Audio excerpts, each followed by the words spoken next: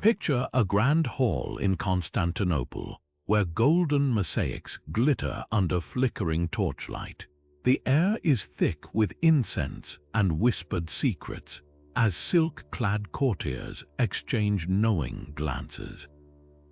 Suddenly, the emperor clutches his chest, his goblet of wine clattering to the marble floor. In an instant, the most powerful man in the known world is gone, and the race for the throne begins. This was the Byzantine Court, a place where power was never truly secure, and where a single misstep could mean exile, blindness, or worse. For over 1,000 years, this empire thrived on intrigue, its history written not just in battles and treaties, but in the shadows of palace corridors and the silent schemes of those who sought to rule. What made the Byzantine Empire so uniquely captivating wasn't just its wealth or its art. It was the sheer intensity of its political drama. Imagine a world where loyalty was a currency, where eunuchs held more influence than generals, and where an empress could rise from the circus to the throne. This was a civilization that perfected the art of survival through cunning, ceremony, and sometimes sheer ruthlessness. Its court was a stage where ambition, faith, and betrayal intertwined in ways that still echo through history. We're about to step into that world, exploring the stories of those who navigated and often did not survive the labyrinth of power in the Eastern Roman Empire. You might wonder why these ancient plots still matter today, but the truth is the Byzantine court was a mirror to our own world, a place where human nature played out in its rawest form. The stakes were unimaginably high, the players were brilliant, and the consequences were eternal. In this video, we'll uncover how conspiracies were spun, how dynasties rose and fell, and how the fate of an empire often rested on a whispered word or a poisoned cup. This isn't just history, it's a masterclass in strategy, survival, and the timeless hunger for power. So settle in, because we're journeying back to one of the most fascinating and treacherous courts the world has ever known. Spanning more than a millennium, from the founding of Constantinople in the year 330 to its fall in 1453, the Byzantine Empire was a marvel of endurance in a world of constant upheaval. Think of it as the grand, glittering hinge between Europe and Asia, a place where Roman law, Greek language, and Christian faith fused into something entirely unique. This wasn't just an empire, it was a living, breathing organism that adapted, evolved, and survived countless invasions, plagues, and internal revolts. Its incredible longevity created a political culture of immense depth and complexity, where tradition was revered, but innovation in the art of gaining power was constant. For 1,000 years, this stage was set for a level of political theater that was both breathtakingly sophisticated and brutally direct. Its capital, Constantinople, was the envy of the known world. Strategically perched between the Black Sea and the Mediterranean, it controlled the lucrative trade routes between East and West. Wealth flowed into its harbors, financing magnificent churches, lavish palaces, and a professional army that could defend its massive land walls. But this position as a crossroads came with a price. The court was perpetually filled with emissaries, merchants, and spies from every corner of the globe. Persians, Arabs, Vikings, Italians, and Bulgars all mingled in its forums, each bringing their own ambitions and intrigues to an already volatile mix.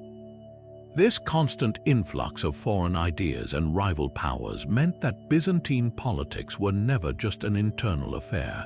Every domestic plot had international ramifications, and every foreign threat found a sympathetic ear within the palace walls.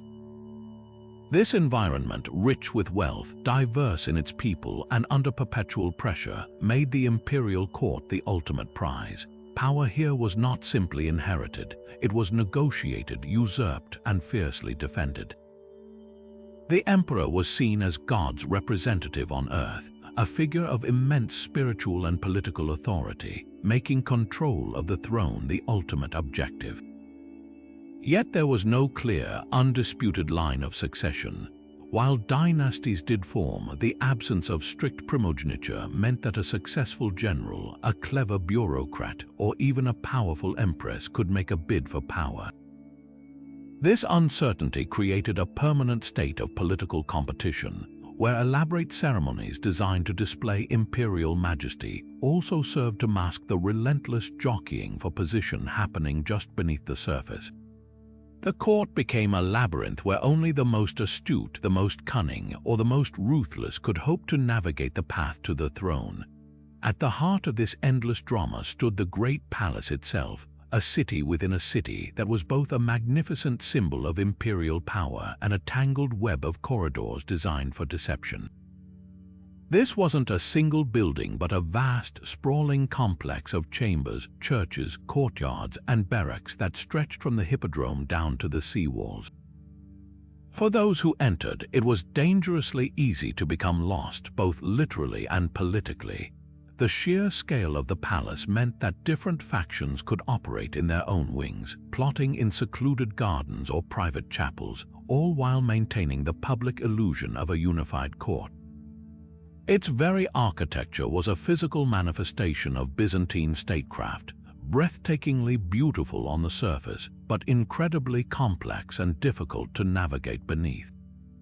Within these walls, space was power. Your proximity to the emperor dictated your influence. The innermost sanctum was the Chrysotriclinos, the magnificent octagonal throne room where the emperor held official audiences. Its walls shimmered with gold mosaic and precious stones, a deliberate display of wealth meant to dazzle and intimidate foreign ambassadors. But just beyond this glittering hall lay a warren of smaller, more intimate rooms where the real business of empire was conducted. In these luxurious chambers, deals were struck over fine wine, promises were made in hushed tones, and the fate of generals and bishops was decided long before any public announcement was made. The palace was designed so that one could move from public spectacle to secret conspiracy in a matter of footsteps. This design was no accident. The palace famously contained secret passageways and hidden tunnels known only to the emperor and his most trusted or most treacherous servants. Eunuchs who held immense power as chamberlains and advisors often acted as the gatekeepers of these hidden routes, controlling who gained access and who remained in the dark. A conspirator could be smuggled into the imperial quarters to whisper a plot into the emperor's ear, or an rival could be led down a deserted corridor to meet a squad of Varangian guards. This environment fostered a state of perpetual paranoia. A whispered conversation overheard in a garden niche or a figure slipping behind a tapestry could signal a plot that would topple a dynasty. The palace didn't just host intrigue, it was engineered to facilitate it, making every interaction a potential move in a deadly game. In this world of whispers and hidden corridors, the emperor stood at the very center of the storm, a figure of immense contradiction. He was hailed as the chosen representative of God on earth, the absolute ruler of a vast empire, and yet he was often the most vulnerable person in the entire palace. His power was theoretically limitless, but in practice it was constantly under siege from those who stood closest to the throne. This paradox of being both divine sovereign and potential puppet created a political pressure cooker where the fear of betrayal was a daily reality. To understand Byzantine intrigue, you must first understand the impossible position of the man who wore the crown. The imperial title came with a breathtaking aura of sanctity. The emperor was not just a political leader, he was considered the 13th apostle, the defender of the faith, and the living link between heaven and earth. Elaborate coronation ceremonies in the great church of Hagia Sophia, anointed by the Patriarch of Constantinople, cemented this divine right.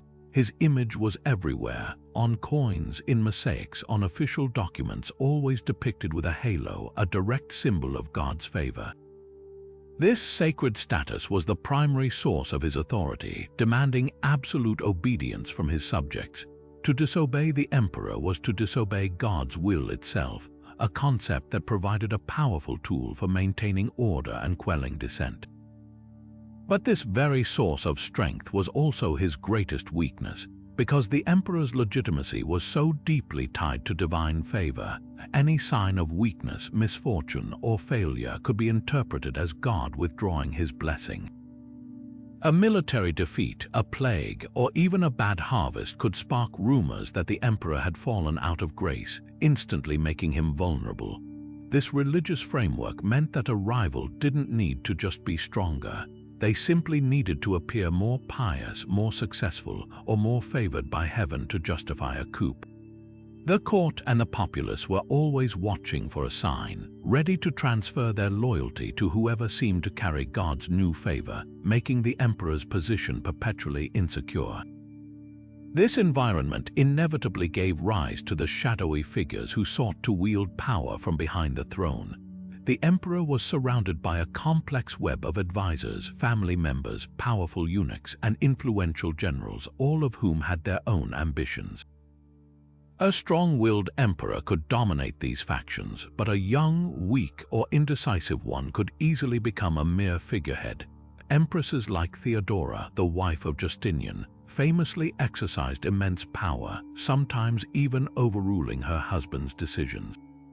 Eunuchs who held high administrative posts and controlled access to the imperial family often became kingmakers, deciding which information reached the emperor and which was suppressed. A general who won a great victory could return to the capital with an army loyal to him personally, not the crown posing an immediate threat. The throne was the prize, but the real battle was often over who controlled the person sitting on it. The constant, gnawing fear of assassination or overthrow led to the creation of one of history's most elaborate systems of security and propaganda. The Varangian Guard, an elite unit of Norse and later Anglo-Saxon mercenaries, was employed precisely because their foreignness made them less likely to conspire with local factions. Their loyalty was to the gold they were paid and the emperor himself, not to any Byzantine family or general. Meanwhile, the court ritual was designed to create a buffer of awe and fear. The practice of proskyneses, where subjects had to prostrate themselves before the emperor, the use of mechanical lions that roared beside the throne, and the lifting of the emperor on a shield during ceremonies, all of it was theater designed to reinforce his superhuman status and keep potential rivals at a psychological distance. Yet for all these precautions, the history of Byzantium is a relentless cycle of coups, mutilations, and forced retirements. The threat was so ever-present that many emperors resorted to brutally preemptive strikes. Emperor Basil II, after defeating a rebellion, famously blinded 15,000 Bulgar soldiers, leaving one man in every 100 with one eye to lead them home. Others would order the mutilation blinding, cutting off noses or tongues of rival claimants to make them ineligible for the throne, as physical perfection was often a requirement for rule. This created a vicious cycle where fear bred brutality, and brutality bred more fear and resentment, ensuring that the next plot was already being hatched in the very chambers meant to protect the emperor. His divine appointment offered no protection from the mortal ambitions of those who served him. And yet, for all the emperor's perceived divinity, some of the most brilliant and ruthless political operators in Byzantine history were the women who stood beside him, or, in some cases, in his place. In a society that often legally constrained women to the private sphere, the Byzantine court proved to be a stunning exception, where an empress could wield power that rivaled and sometimes eclipsed that of any general or bureaucrat. Their influence was rarely overt. It was a subtle art of persuasion, patronage, and, when necessary, breathtaking ruthlessness, conducted from the gilded cages of the women's quarters, which were far from being simple prisons. These apartments, known as the gynekonitis, were in fact nerve centers of influence, where alliances were forged and the gossip of the court was transformed into actionable intelligence. An empress's salon could be a more effective political tool than a general's army. No figure exemplifies this dizzying rise to power more than Theodora, the woman who transcended her beginnings as a bear-keeper's daughter and an actress, a profession considered scarcely better than prostitution, to become the most powerful woman the empire had ever seen. Her marriage to Emperor Justinian was a scandal that rocked the aristocracy, but it was her political genius that truly left its mark. Her defining moment came during the Nika riots in the year 532, when rival factions united and besieged the palace, setting much of Constantinople ablaze and proclaiming a new emperor. Justinian and his counselors, paralyzed with fear, were prepared to flee the city in a waiting ship. It was Theodora who stopped them. With legendary calm, she reportedly declared that royal purple is the noblest shroud, arguing that flight meant certain death while staying to fight offered a chance for glory. Her steely resolve shamed the men into action. Justinian's generals then launched a devastating counterattack, trapping the rioters in the hippodrome and slaughtering tens of thousands. Theodora's intervention didn't just save a throne, it saved an entire regime, paving the way for Justinian's ambitious project to reconquer the Roman West. Her influence extended far beyond that single crisis. She was a full partner in governance, advocating for laws that expanded women's rights in divorce and property ownership, and she maintained her own network of spies to keep her informed of any plots against her husband. While Theodora operated as a powerful co-ruler, other women seized the throne itself, shattering the very notion that only a man could embody God's authority. The most extraordinary example is Empress Irene of Athens, the only woman in Byzantine history to rule in her own right as Empress Regnant, not merely as a regent for a son. Her path to power was a masterclass in brutal realpolitik. After the death of her husband, Emperor Leo IV, she served as regent for their young son, Constantine VI. But as the boy grew older and sought to claim his full power, Irene saw her influence threatened. What followed was a chilling familial struggle for supremacy. After a failed rebellion by her son, Irene had him captured and blinded, the ultimate political disqualification in a culture that demanded a physically perfect ruler. The method of the blinding was deliberately conducted in the same palace chamber where she had given birth to him, a horrifying symbolic reversal that cemented her reputation for merciless ambition. For 5 years, from 797 to 802, Irene ruled alone, signing official documents as Emperor Irene, and even seeking a marriage alliance with Charlemagne to secure her position. Her reign was ultimately ended by a coup, but her unprecedented rule demonstrated that a woman could not only manipulate power from behind the scenes, but could openly possess it in its entirety, directly challenging a millennium of tradition. The tools of an empress's power were often more nuanced than the sword, but no less effective. While emperors commanded armies, empresses frequently commanded the treasury and the church. Their immense personal wealth, derived from vast landholdings and state revenues, allowed them to become unparalleled patrons. They funded the construction of magnificent churches and monasteries, which in turn created networks of loyal clergy who would support their agendas and legitimize their rule through sermons and public support. An empress could also exercise soft power through strategic marriages, arranging unions for her children and relatives that would bind powerful military families to the imperial dynasty or secure peace with a rival power. They were the empire's ultimate networkers, hosting salons where courtiers, intellectuals, and foreign diplomats could mingle, all under the empress's discerning eye. In this role, they gathered the most valuable currency in Constantinople, information. A careless word spoken over wine could reveal a nascent plot, giving the empress the chance to neutralize a rival before a conspiracy ever had time to form. Their power was a tapestry woven from gold, faith, and secrets, making them indispensable and often untouchable players in the endless game for control of the world's most dangerous court. While the empresses wielded influence through patronage and persuasion, the emperor's physical safety and the enforcement of his will ultimately rested on the shoulders of a very different kind of power player. Imagine the scene in the Great Palace's throne room. The air thick with incense, the emperor resplendent in silk and jewels, and flanking him, a stark contrast to the refined Greek courtiers, stood giants. These were the Varangian Guard, an elite corps of axe-wielding foreign mercenaries from the north.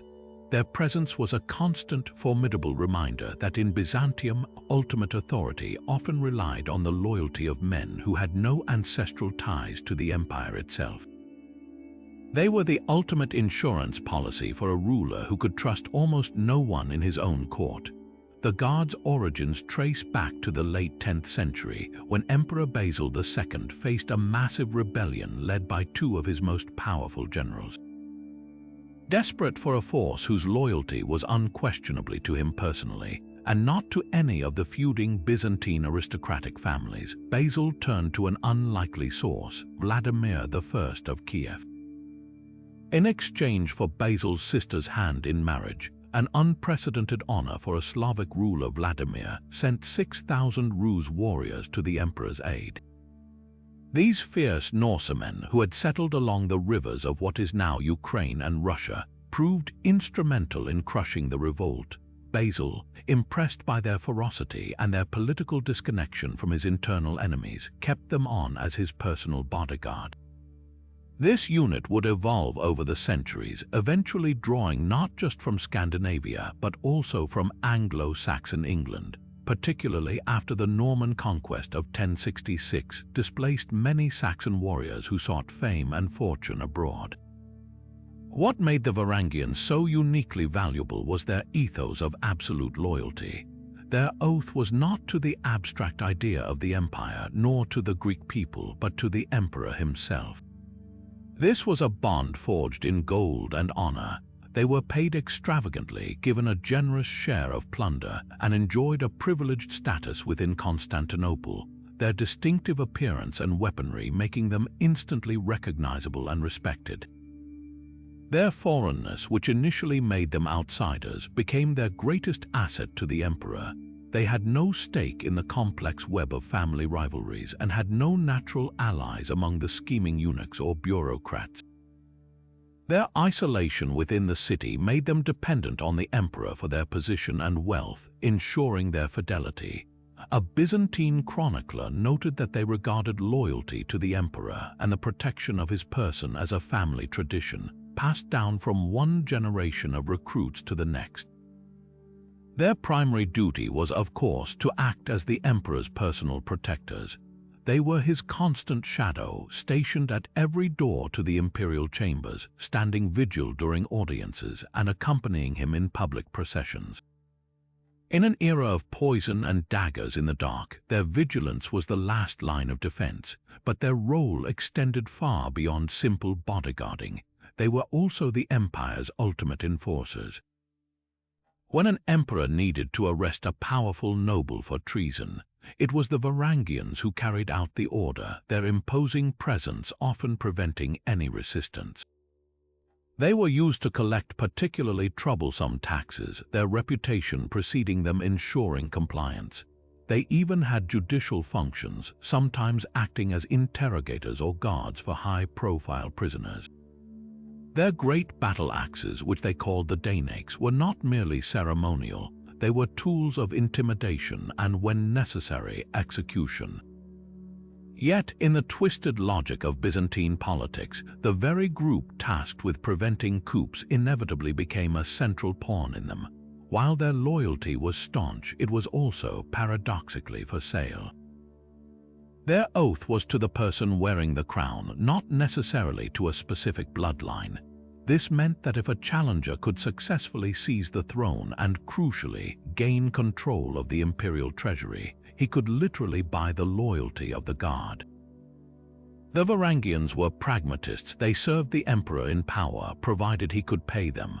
This made them the ultimate kingmakers. A usurper's first move after breaching the palace was often to march directly to the Varangian barracks to secure their allegiance with promises of vast bonuses. There are numerous accounts of emperors being overthrown with the guard standing by because the new man had already guaranteed their wages. They were the final arbiters of power, a human barrier that any conspirator had to either bypass or bribe. One of the most dramatic examples of their dual role occurred in the year 1081 with the revolt of General Alexios Komnenos. As Alexios and his supporters moved to overthrow Emperor Nikephoros III, the crucial moment came not on a battlefield but in the heart of the palace. Alexios's brother-in-law, who was leading the advance force, managed to fight his way to the Varangian barracks. Instead of engaging them in a doomed battle, he immediately offered them a substantial raise in pay on behalf of Alexios. The guard, weighing their options, accepted the new terms and switched their allegiance. With the Varangians now on his side, Alexios's path to the throne was clear. They had protected one emperor until a better offer from a stronger candidate came along, demonstrating that their famed loyalty was ultimately to the institution of the emperor and the guarantee of gold, a nuance that every ambitious player in the court understood completely. They were both the shield that protected the throne and the prize that every contender needed to win. But while the Varangians were the empire's mailed fist, its true nervous system was something far more subtle and pervasive, an immense, intricate bureaucracy that reached into every corner of imperial life. This was not the dry, paperwork-laden administration we might imagine today. It was a living, breathing web of power where titles were weapons, information was currency, and a low-ranking clerk with the right connections could topple a general. To navigate the Byzantine court was to understand this hidden hierarchy, a system so complex that mastering it was an art form in itself, often proving more decisive than any battle. At the very heart of this system were the eunuchs, a class of court officials whose unique position allowed them to amass influence unlike any other. Because they were unable to father children and establish rival dynasties, they were considered uniquely loyal and were entrusted with roles that brought them into the most intimate spaces of power, managing the emperor's private chambers, overseeing the vast imperial treasury, and most importantly, controlling access to the emperor himself. A powerful grand chamberlain, always a eunuch, acted as the ultimate gatekeeper. He decided which petitions reached the imperial desk and which were lost forever. This gave him the power to make or break careers, to silently advance his own agenda, and to slowly poison the emperor's mind against a rival by simply forgetting to deliver their messages of support or by subtly misrepresenting their actions. Some of the most powerful figures in Byzantine history, like the great minister and scholar Photius, though not a eunuch himself, rose by mastering the support of these powerful insiders, proving that influence in this system was often about who you knew in the shadows. This administrative machine was organized into a dizzying array of departments, each with its own specific function and fiercely guarded turf. There were the logothetes who managed the finances, the chartularioi who kept the archives, and the myriad of secretaries and notaries who drafted the endless stream of official documents. Every action, from the movement of a military regiment to the appointment of a provincial tax collector, required paperwork, stamps, and signatures, creating a process that could be deliberately slowed down or expedited for a price. Ambitious men spent their entire lives climbing this ladder of titles, from the humble spatharios or sword-bearer to the majestic magistros or patricios. These were not empty honors. Each title came with a specific salary, a place in the strict order of palace ceremonies, and crucially, access to the emperor's ear.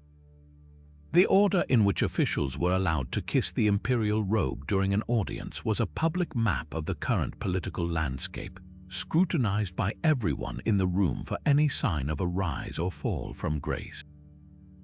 To ensure the emperor's will was enforced and his enemies monitored, this bureaucracy developed one of the world's first professional intelligence services. A network of secret agents, known as the agents in rebus or those who are active in affairs, operated across the empire and beyond, posing as merchants, monks, or diplomats. These spies reported on everything from provincial governors pocketing taxes to foreign armies massing on the frontier. Their most critical role, however, was internal security. They were the eyes and ears of the central government, tasked with uncovering plots before they could reach the palace gates. A careless comment in a tavern in Antioch or a suspicious meeting in a Thessalonican market could find its way back to Constantinople in a matter of days, delivered to a bureau chief who would decide if it warranted the emperor's attention or simply a quiet disappearance. This constant surveillance fostered a culture of paranoia that was essential for control. Citizens and officials alike never knew who might be listening, making them more cautious and, in theory, more loyal. The greatest power of the bureaucrat, however, lay in their mastery of information. In an age before instant communication, the officials in the capital possessed a near monopoly on knowledge. They compiled the reports from the provinces, they interpreted the meaning of foreign events, and they drafted the policies for the emperor to approve. This allowed them to shape reality itself for the ruler. A minister who disliked a successful general could downplay his victories in his summary or emphasize the cost of his campaigns. A financial official could hide the true state of the treasury to thwart the ambitions of a rival faction. The flow of information was everything, and the men who controlled the pipes controlled the empire. Their weapons were not axes or swords, but ink, parchment, and a carefully whispered suggestion in the right ear, proving that in the endless intrigue of the Byzantine court, the pen was indeed far mightier than the sword.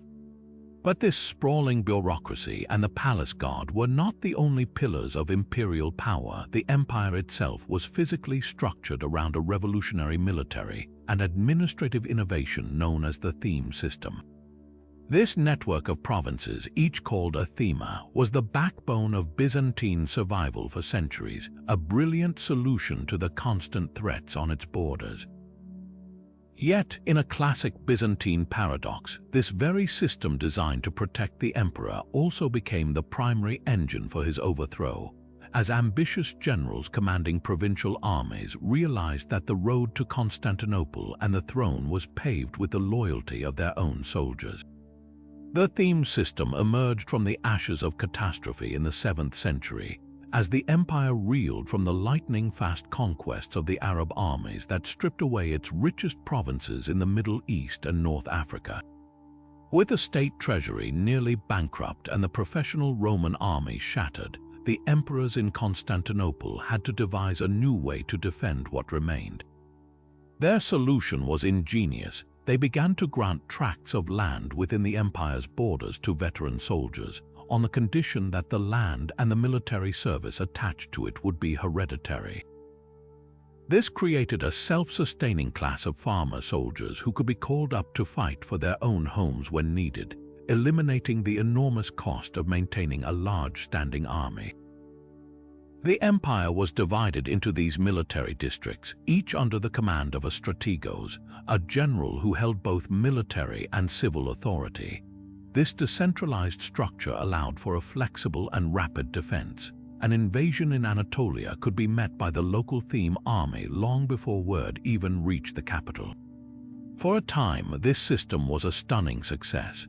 It provided a deep pool of motivated manpower and created a defensive in depth that absorbed and blunted invasion after invasion. The themes of Anatolia, in particular, became a formidable barrier against the caliphate, their soldiers fighting with a desperate resilience because they were literally defending their own fields and families. The empire, which had been on the verge of collapse, stabilized and began to slowly push back. The theme system wasn't just a military reform. It was a socio-economic revolution that bound the fate of the state directly to the livelihoods of its citizens, creating a powerful link between the soil and the soldier.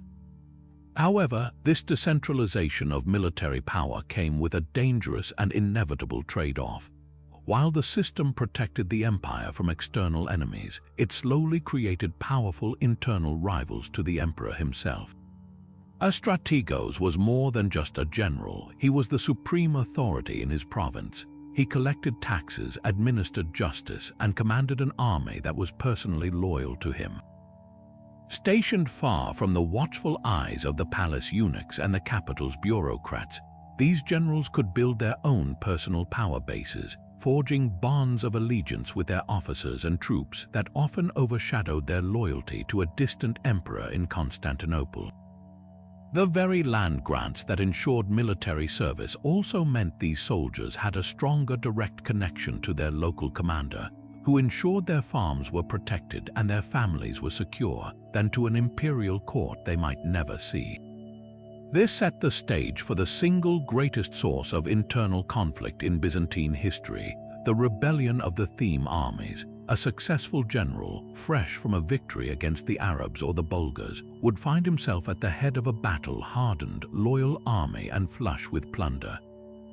The temptation to use that force to seize the ultimate prize was often irresistible. The pattern became drearily familiar. A general would be proclaimed emperor by his own troops, a crucial act of legitimacy as it showed the army's consent. He would then turn his army away from the foreign enemy and march on Constantinople. The ensuing civil wars were devastating, draining the empire's manpower and treasure precisely when it needed them most to face external threats. A rebellion in the Anatolic theme in the 8th century, for instance, dragged on for years and nearly toppled the Isaurian dynasty, weakening the empire at a critical moment. The emperors in the capital were acutely aware of this danger and engaged in a constant, subtle chess match to keep their generals in check. Their primary strategy was division. They carefully fragmented the larger, more powerful themes into smaller, less threatening units. A single massive theme might be split into 3 or 4 smaller ones, each with its own, less powerful strategos. They also created overlapping jurisdictions, sometimes sending out court officials with independent authority to oversee finances and limit the general's control. The ultimate tool, however, was the timeless combination of bribery and fear. A particularly successful or popular general might be rewarded with a lavish title and summoned to the capital for a promotion that effectively placed him under house arrest, surrounded by the comforts of the palace but severed from his power base. If suspicion grew too strong, the orders might not be for a summons but for a blinding or an execution delivered by the Varangian Guard. This constant pressure from the center ensured that every successful general lived a double life, hailed as a hero by his men, but viewed as a potential usurper by his emperor, forever walking a tightrope between glory and treason. The theme system, a masterpiece of military organization, thus became a perpetual factory for the very political intrigue that defined and haunted the Byzantine Empire for the rest of its existence. Yet the true pulse of the city, the place where the will of the people could shake the very foundations of the state, was not the silent corridors of the Great Palace, but the roaring, open-air arena of the Hippodrome. This massive stadium, adjoining the imperial complex, was far more than just a venue for chariot races. It was the political heart of Constantinople, a public stage where the emperor and his subjects faced each other directly. Here, the complex machinery of the bureaucracy and the distant power of the theme generals meant very little. Here, power was measured in decibels, and the most potent political forces were organized under 2 simple, explosive colors, blue and green. These were the circus factions, organizations that began as mere fan clubs for the chariot racing teams but evolved into something far more profound. In the beginning, supporting a faction was akin to the passionate tribalism of modern sports fandom. The blues and the greens each had their dedicated sections in the Hippodrome, their own colors, and their own legendary charioteers who were celebrated as athletic superstars. But in the Byzantine world, nothing remained apolitical for long. The factions gradually expanded their roles, becoming organized corporations with their own hierarchies, funding, and even private militias. They took on responsibilities like guarding the city walls during emergencies and organizing public games. This structure gave them a formal place in the life of the city, and more importantly, a direct line to the emperor himself, who traditionally presided over the races from his private box, the kathisma, which was connected directly to the palace. What made these groups truly dangerous was their composition. They were not comprised of the marginalized or the poor. Their membership cut across class lines, incorporating everyone from wealthy aristocrats and merchants to artisans, soldiers, and even clergy. A senator might be a devoted blue, while a guildmaster might lead the local greens. This cross-class alliance meant the factions could mobilize a significant portion of the city's population in an instant. They became the primary vehicles for expressing popular discontent, acting as a kind of volatile, unofficial political party. When taxes were too high, when a corrupt official went unpunished, or when bread was scarce, the chants in the hippodrome would slowly shift from cheering on their team to directly challenging the emperor. The arena became the city's microphone, and the factions knew how to use it. The relationship between the emperor and the factions was a delicate and often fraught dance. A shrewd emperor would actively cultivate the support of one faction, usually both, but sometimes showing favoritism to secure a powerful base of popular support. He might grant them financial favors, appoint their leaders to official posts, or ensure their faction's charioteers received the best horses. In return, the faction would act as his cheerleaders in the hippodrome, loudly proclaiming their loyalty and shouting down any murmurs of dissent. This support was a crucial source of legitimacy. The roaring approval of tens of thousands of citizens was a potent symbol that God's favor still rested upon him. An emperor without the faction's support was an emperor living on borrowed time. However, this relationship could turn deadly in a heartbeat. The same factions that could proclaim an emperor could also denounce one. The moment the races paused, the crowd might suddenly begin rhythmic chants, not for a driver but for a political demand. They would cry out for a corrupt minister to be dismissed or for unfair taxes to be repealed. The emperor was expected to respond, often immediately from his box. If he ignored them or gave an unsatisfactory answer, the mood could curdle from celebration to rage in minutes. The faction's private militias would emerge, and the wooden benches of the hippodrome would become weapons. What started as a sporting event could explode into a full-scale urban riot, with faction members pouring into the streets to loot, burn, and confront the city guard. The most catastrophic example of this power was the Nika Revolt of 532, which we touched on earlier with Theodora. It began in the hippodrome as a perfectly typical outburst of factional anger. The Blues and Greens, who are often bitter rivals, found a common grievance against Emperor Justinian over his handling of the arrest of some of their members for murder. For once they united, and their combined chants of Nika, meaning conquer or win, filled the stadium, but this time the unrest didn't subside. It spiraled completely out of control. The factions burst out of the hippodrome and laid siege to the city for days, burning large portions of Constantinople to the ground, including the original Hagia Sophia, and even proclaiming a new emperor, Hypatius. Justinian was moments from fleeing, saved only by Theodora's famous defiance and the subsequent brutal suppression by his generals Belisarius and Mundus, who trapped and slaughtered an estimated 30,000 rebels inside the hippodrome itself. The revolt demonstrated that the factions weren't just political pressure groups. They were a genuine alternative government waiting in the wings, capable of making and unmaking emperors with terrifying speed. After Nika, emperors treated the factions with a mixture of cautious respect and outright fear. Some tried to suppress them with limited success. Others learned to manage them with even greater skill, playing the Blues and Greens against each other to prevent them from uniting again. The hippodrome remained the empire's primary political barometer for centuries. The factions' ability to mobilize the populace and their direct access to the emperor made them an unpredictable and often uncontrollable force in Byzantine politics.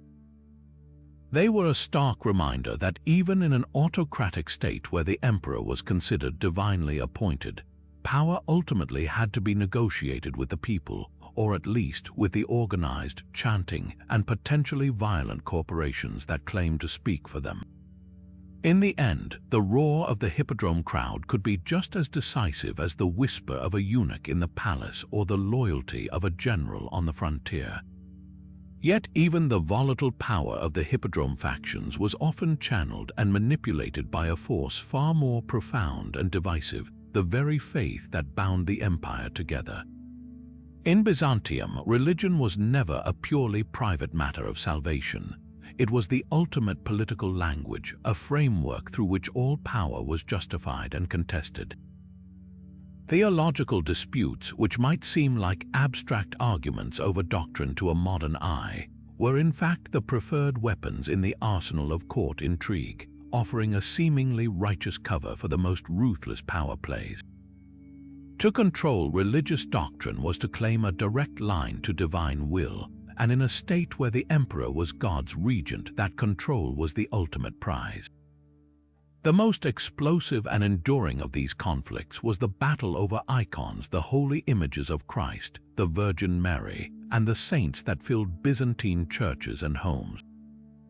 This controversy, known as iconoclasm or the breaking of images, tore the empire apart for over a century, pitting emperor against pope, neighbor against neighbor, and even family members against each other. On the surface, the debate was theological. Did the veneration of these icons constitute idolatry forbidden by the second commandment? Or were they legitimate windows to heaven, aiding the faithful in their devotion? But beneath this spiritual veneer, iconoclasm was a brutal political struggle for the soul and treasury of the empire, masterfully exploited by a succession of emperors to achieve very earthly goals. The first period of iconoclasm was inaugurated in the 8th century by Emperor Leo III, the founder of the Isaurian dynasty. A successful military commander from the eastern borderlands, Leo likely viewed the profound popularity of icons through a strategic lens. The empire had suffered a string of devastating military defeats and natural disasters, including the eruption of the volcanic island of Thera, which were widely interpreted as signs of God's wrath. By championing the removal of icons, Leo could present himself as a purifying reformer, cleansing the empire of idolatry to regain divine favor. This move was also a direct assault on the power of the monastic establishments, which were the primary producers and most fervent defenders of icons. These monasteries had grown astonishingly wealthy, controlling vast tracts of land and amassing enormous treasures in their decorated sanctuaries, all while being exempt from many taxes. By attacking their core spiritual practice, Leo could simultaneously appear pious and tap into that immense wealth to refill his depleted state coffers and reward his loyal soldiers. His theological decree was in essence a sophisticated form of asset seizure and political consolidation. For the emperors who continued his policy, like his son Constantine V, iconoclasm became the perfect tool to sideline political rivals and centralize authority. The imperial court quickly fractured into two camps: the iconoclasts who supported the emperor's policy, and the iconodules, or venerators of icons, who were often led by the clergy and the monks. An emperor could now label any opponent, a popular general, a wealthy aristocrat, an influential bishop, as an idolater or a heretic. This was not just a criticism, it was a charge of treason against divine order, justifying confiscation of property, exile, imprisonment, and in some cases brutal public torture. Constantine V was particularly ruthless, orchestrating public humiliations of revered monks and seizing monastic properties on a massive scale. Theology provided the perfect, unimpeachable justification for what was in reality a vicious purge of the establishment. Supporting the emperor's religious line became the only safe path to advancement, allowing him to reshape the entire power structure of the court in his own image. The opposition, however, found its most powerful voices in women, particularly within the imperial family itself, turning the palace into a battlefield of faith. Empress Irene, whom we met earlier as the ruler who blinded her own son, famously ended the first period of iconoclasm in 787 by convening the Seventh Ecumenical Council at Nicaea, which officially restored the veneration of icons. Her motivation was not purely spiritual. As a regent for her young son, she needed a powerful coalition to shore up her own precarious position. By aligning herself with the influential monastic party and the majority of the population who deeply loved their icons, she gained a massive wave of popular support that helped her neutralize her political enemies and eventually seize sole power for herself. A century later, another formidable empress, Theodora, widow of Emperor Theophilos, would play the same card to secure her regency for her young son Michael III. She secretly conspired with the iconodule party and, in a single dramatic move, had the iconoclast patriarch deposed and icons officially restored, cementing her authority and her legacy as a defender of orthodoxy. For these women, a theological shift was the most effective lever available to secure their rule against male rivals. The Patriarch of Constantinople, the leader of the Eastern Church, was never a mere puppet in these dramas. The relationship between emperor and patriarch was a complex and often tense dance of mutual dependence and rivalry. An emperor needed the patriarch to legitimize his rule through coronation and to preach loyalty to his subjects. But a strong-willed patriarch could use his spiritual authority to check imperial power, becoming the focal point for opposition. An emperor might appoint a patriarch who shared his theological views, only to find that the office gave the man an independent platform and power base. If that patriarch later changed his mind, or if a new emperor with different views took power, the religious leader could find himself blinded, exiled, or replaced in a moment. The constant tug of war between the imperial palace and the patriarchal palace was a central dynamic of court politics, with control over faith being the rope in their struggle. Ultimately, the prolonged turmoil of iconoclasm reveals the core Byzantine strategy of using belief as a political instrument. The debate was never truly resolved on theological grounds. It ended when the political calculus changed. The final restoration of icons in the 9th century endured because it had simply become more politically expedient for the ruling regime to embrace the practice than to fight it.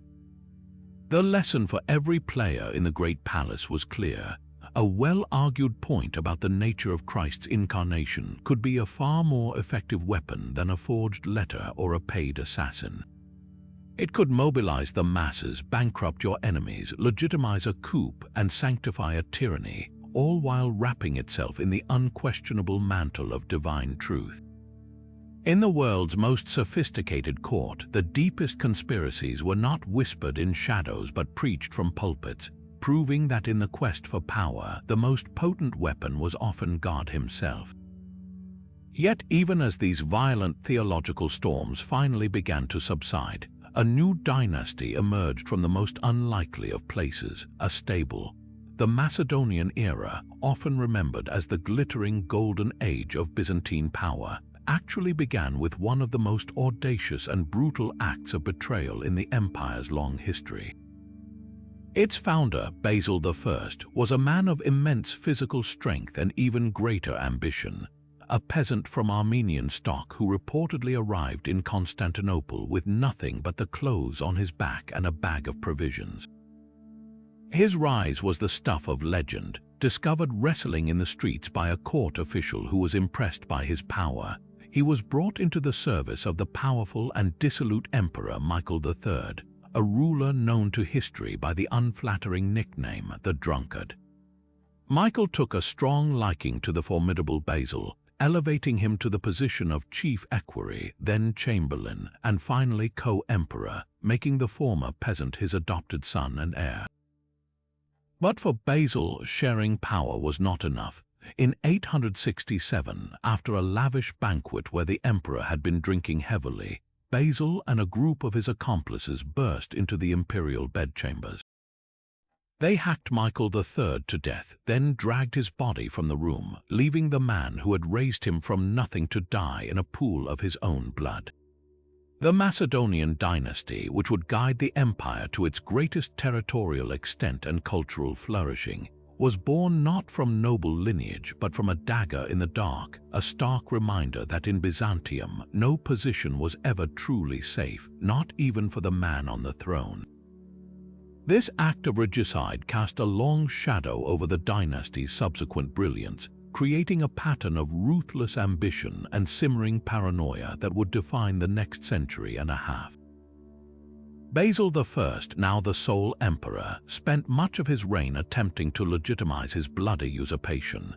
He proved to be a surprisingly capable ruler, commissioning a major revision of Roman law and initiating a significant building program. But he could never fully escape the ghost of his benefactor. His own son and co-emperor Constantine died young, and suspicion naturally fell upon Basil's other son, Leo, who was rumored to have sympathized with Michael III's family. These suspicions grew so intense that Basil eventually had his own son imprisoned. The Golden Age began, as so many things did in Constantinople, with a family torn apart by ambition and the ever-present fear of a knife from a trusted hand. The dynasty's foundational myth was not one of divine right but of murderous initiative, a lesson every subsequent generation seemed to take to heart. Perhaps the most turbulent and intrigue-filled period of the entire Macedonian era was the long minority of Basil II, who would later earn the terrifying epithet the Bulgar Slayer. He and his younger brother Constantine were crowned as child co-emperors after the death of their father, Romanos II, in 963. What followed was a decades-long power struggle that turned the imperial court into a snake pit of competing regents, scheming generals, and ambitious military aristocrats who saw the child emperors as perfect puppets. The first to seize control was the brilliant general Nikephoros Phocas, a celebrated war hero who had won great victories against the Arabs in the east.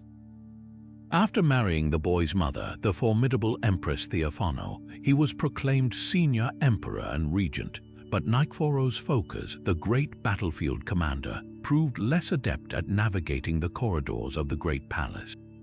His austere and frugal ways alienated the capital's elite, and his marriage to Theophano grew cold. In 969, in a plot orchestrated by his own wife and his closest subordinate, the general John Tzimiskes, Nikephoros was murdered in his own bedchamber within the palace. The conspirators reportedly lowered a basket from a window and hauled John Tzimiskes up into the room, where he and others then hacked the emperor to death with swords.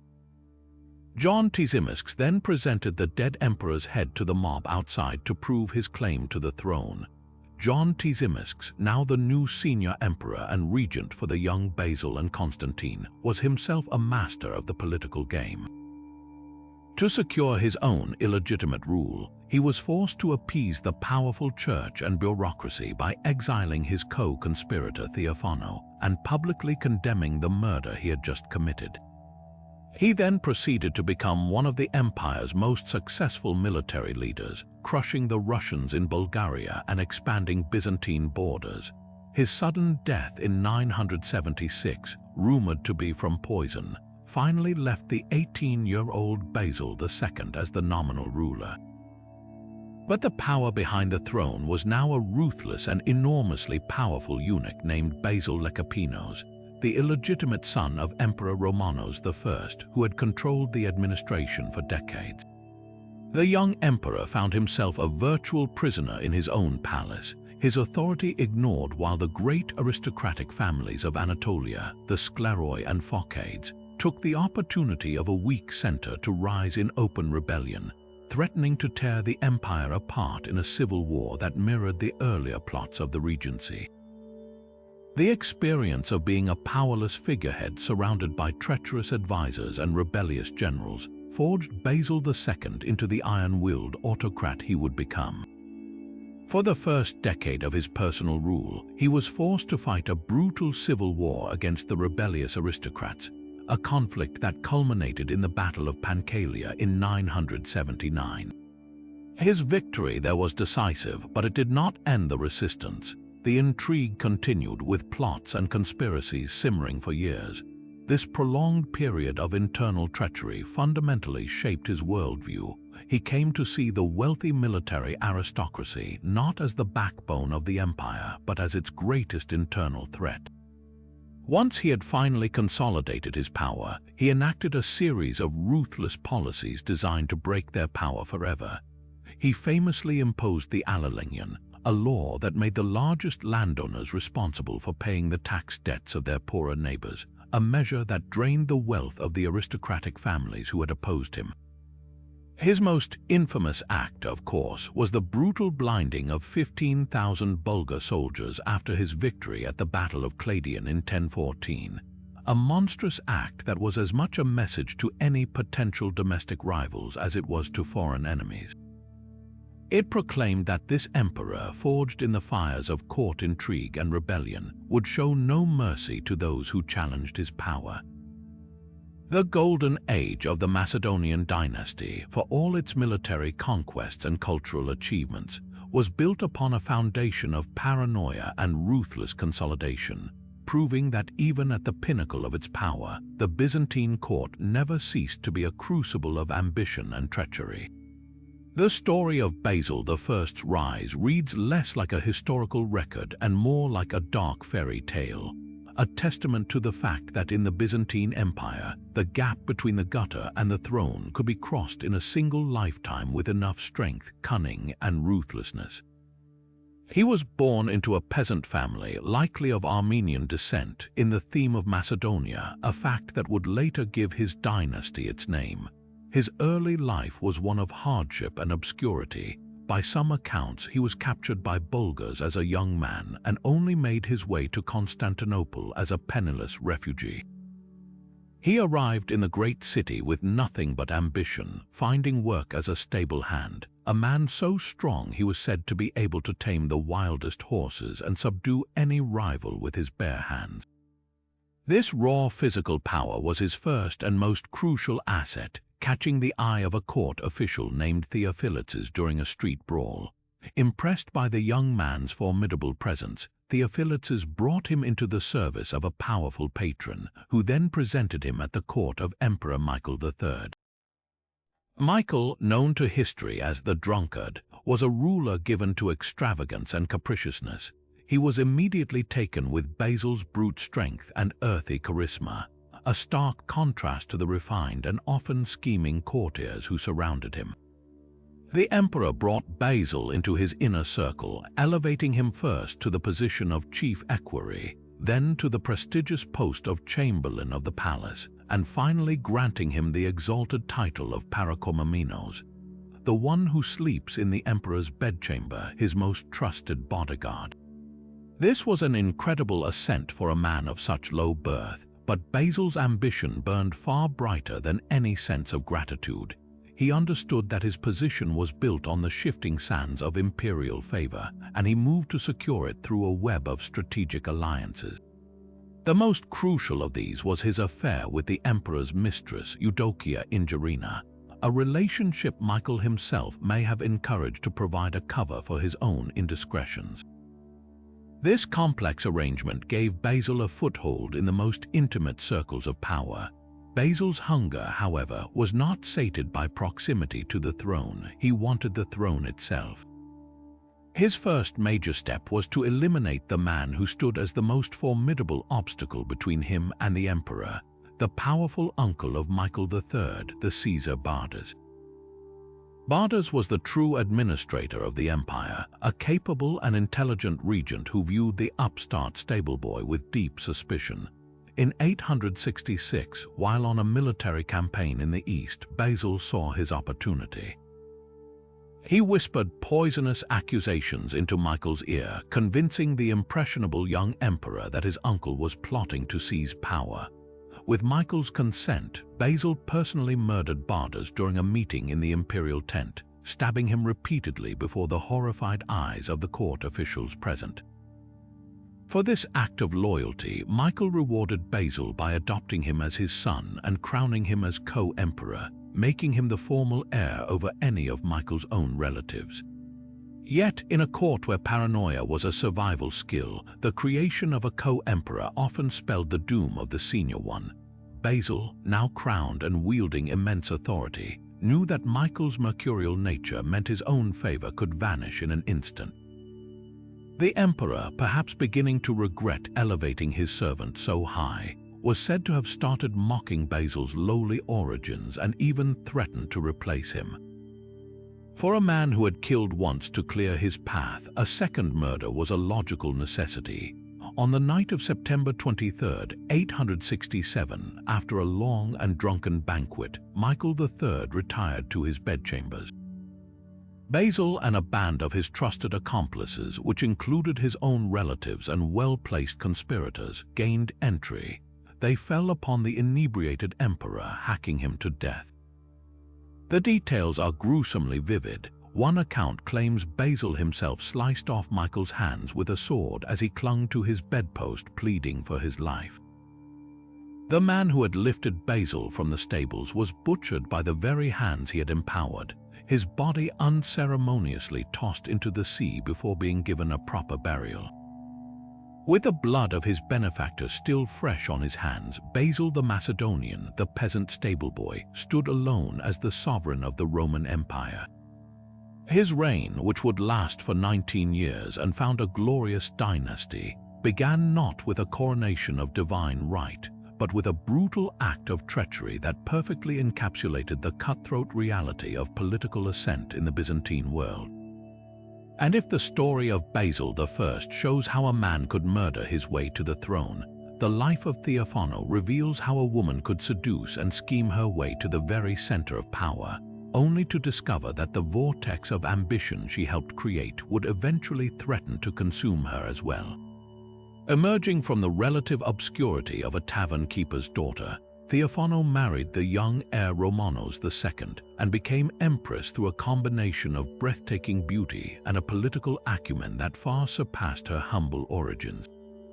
She was no mere ornament to the throne. She was an active and ambitious participant in the Macedonian court's brutal politics, a woman who understood that in a world dominated by powerful men, influence was a weapon that had to be wielded with both grace and ruthlessness.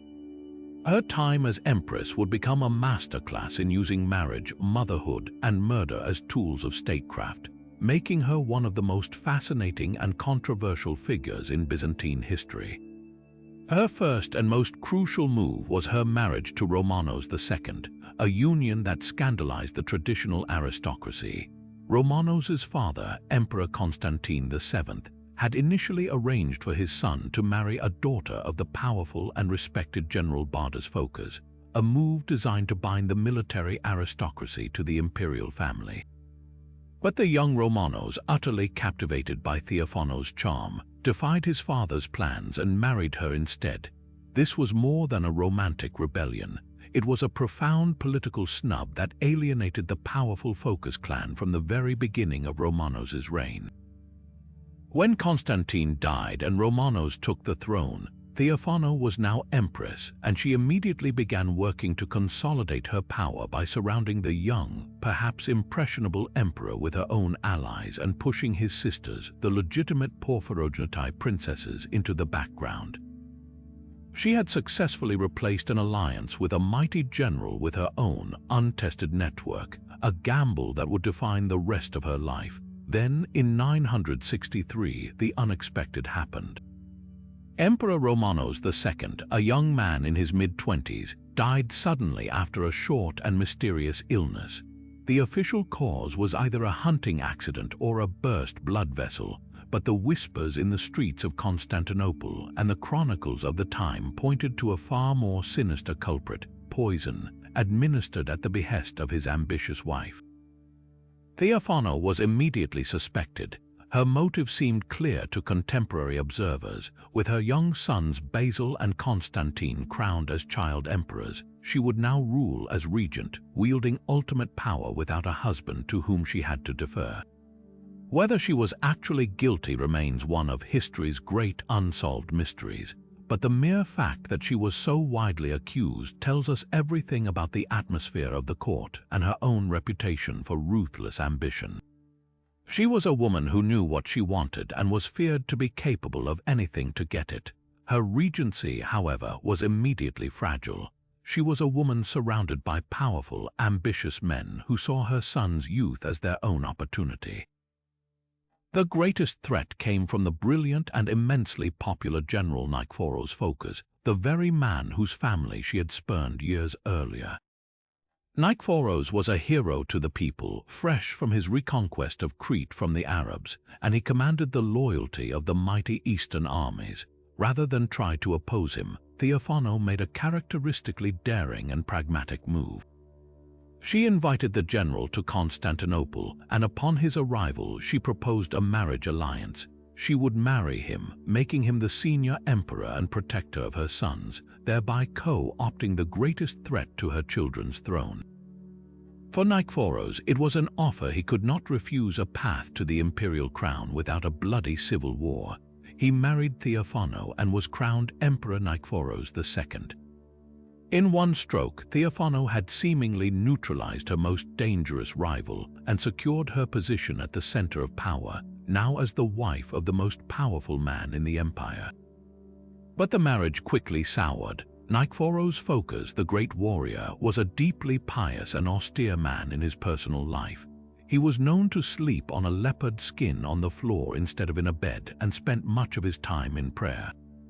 His parsimonious policies, aimed at funding his endless military campaigns, alienated the wealthy elites of Constantinople, and his rigid, soldierly demeanor was a poor match for the sophisticated and politically savvy Theophano.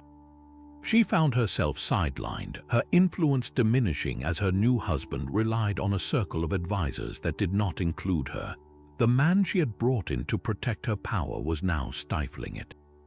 Her ambition once again demanded a solution, and she found a new partner in conspiracy in the form of another charismatic general, the handsome and ambitious nephew of Nikephoros, John Tzimiskes. Theophano and John Tzimiskes began a passionate and dangerous affair, a relationship built on mutual attraction and a shared desire to see Nikephoros removed from power. The plot they hatched was as audacious as it was brutal. On a cold December night in 969, while the emperor slept on his pallet on the floor of the Byzantine palace, the conspirators made their move.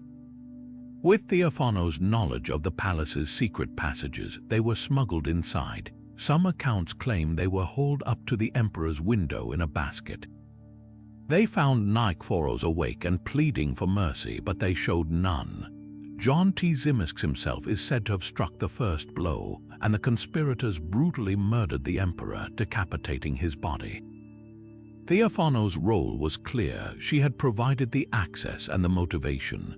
She had traded one emperor for another, betting that her lover would grant her the power and position her husband had denied her.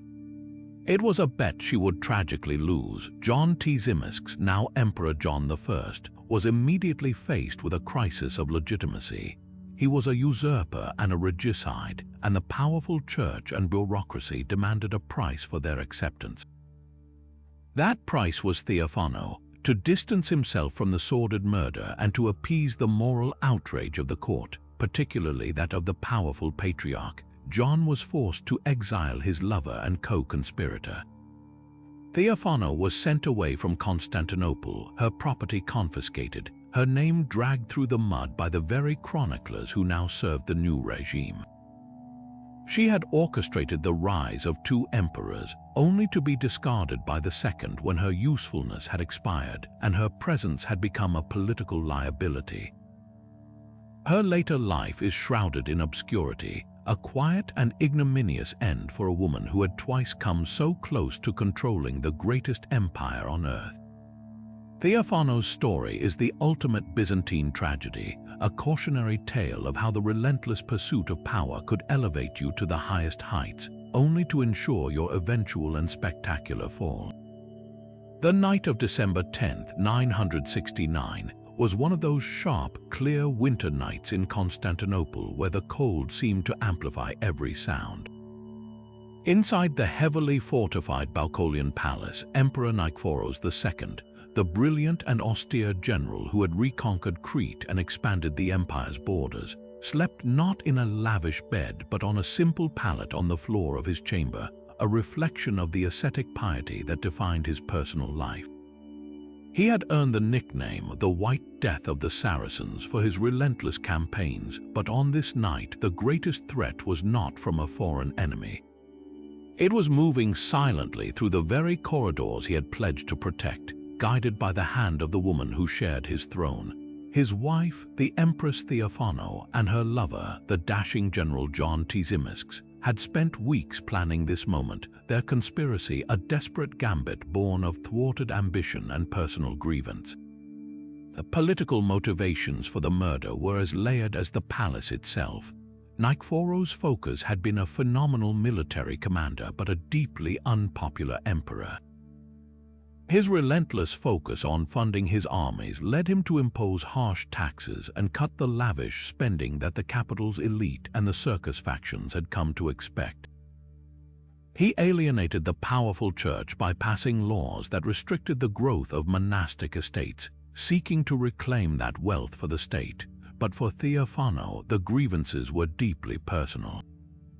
She had engineered his rise to power to protect her young sons, Basil and Constantine, believing she would rule as the power behind the throne. Instead, she found herself sidelined.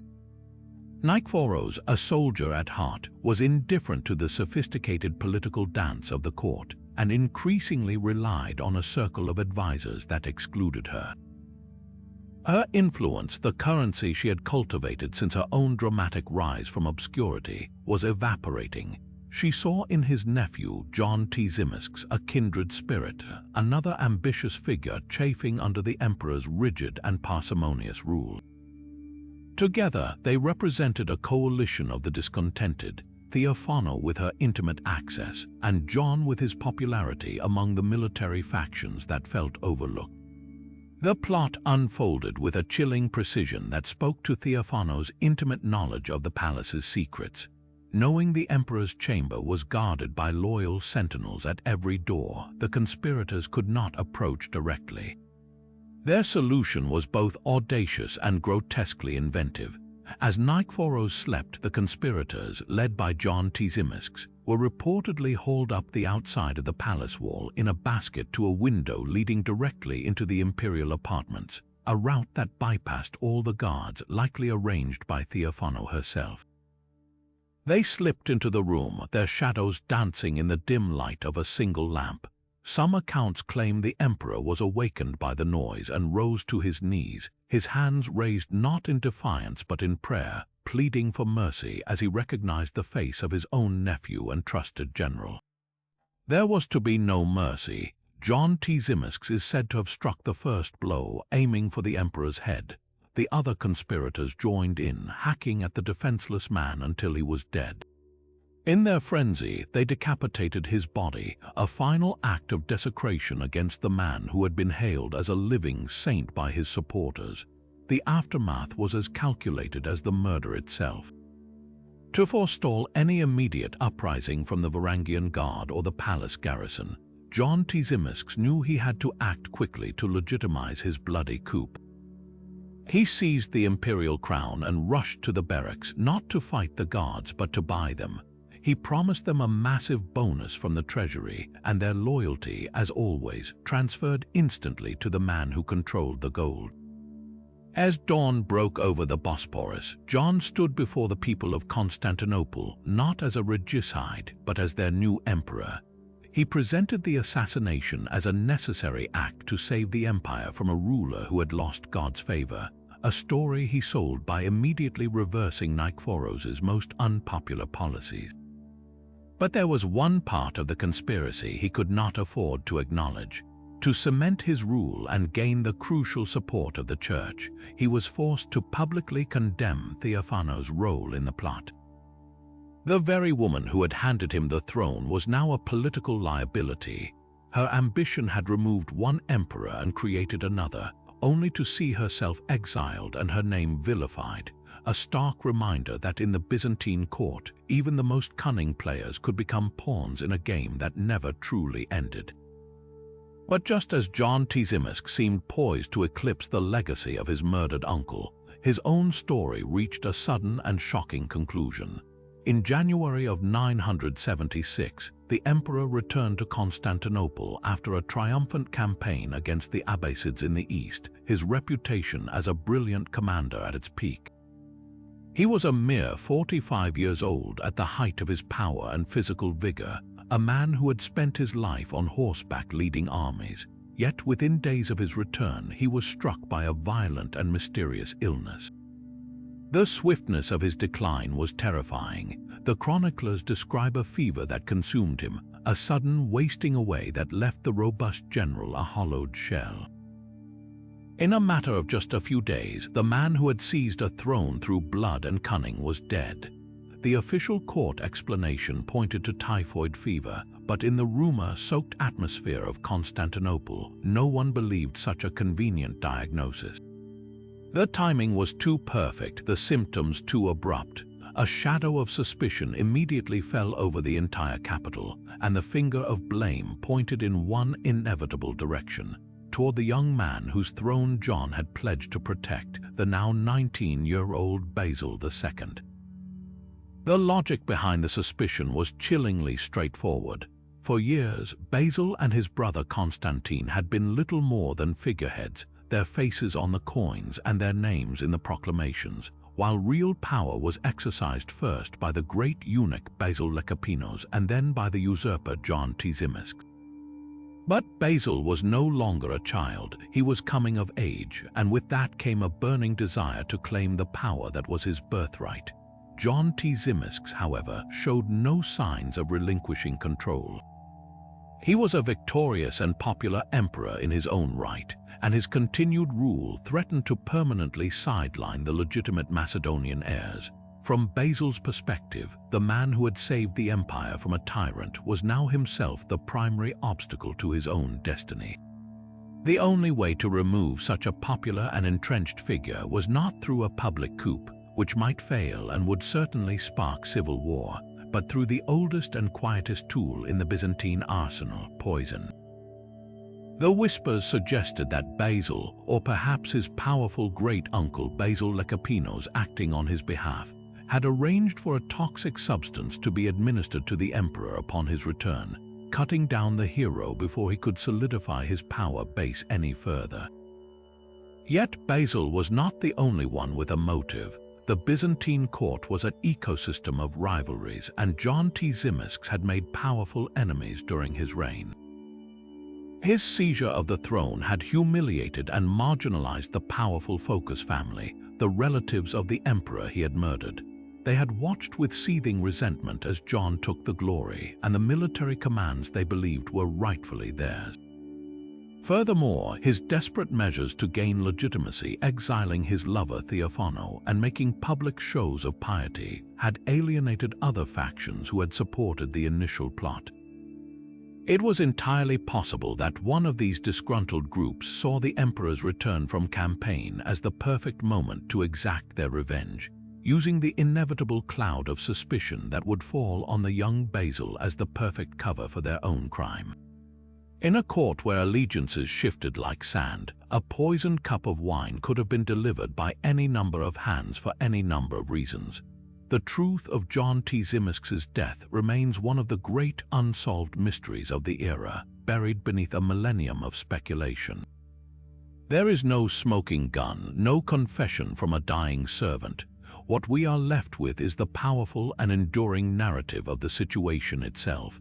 His death was not just the passing of a man, it was a pivotal political event that perfectly encapsulates the paranoid logic of Byzantine power.